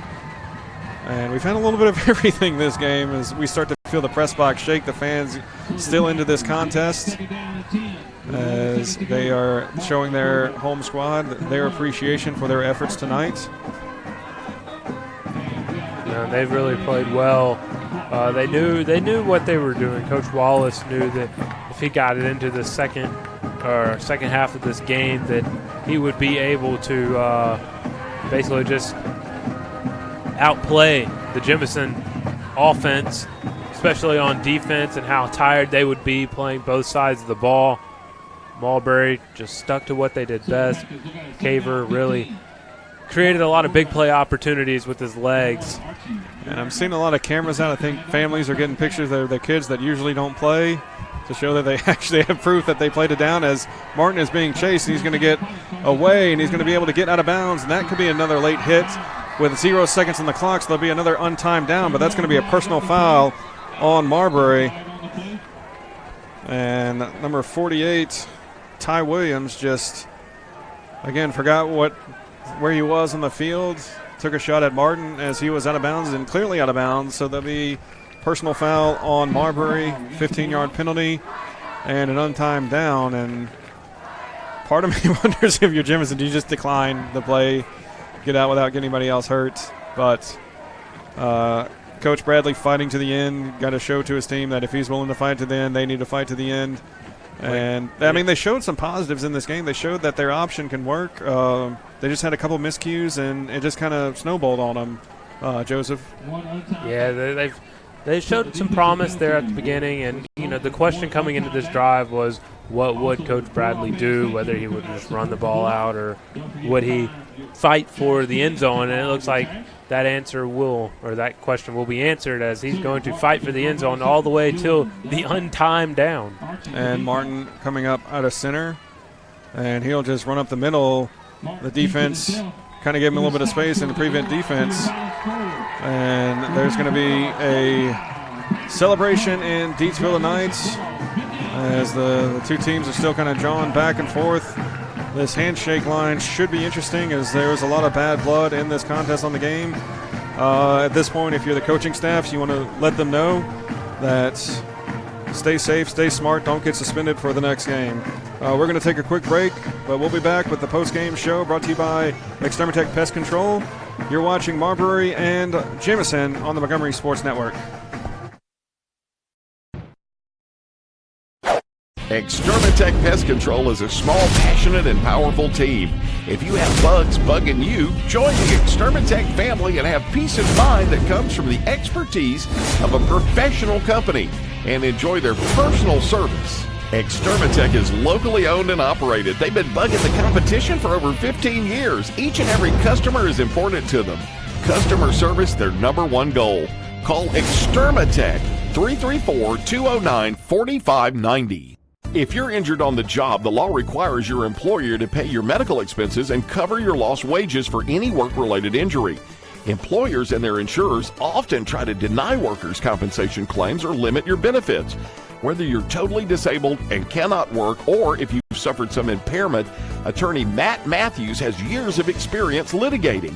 For more information, go to the website protectingalworkers.com. That's protectingalworkers.com. All right, Monroe, you ready? Monroe.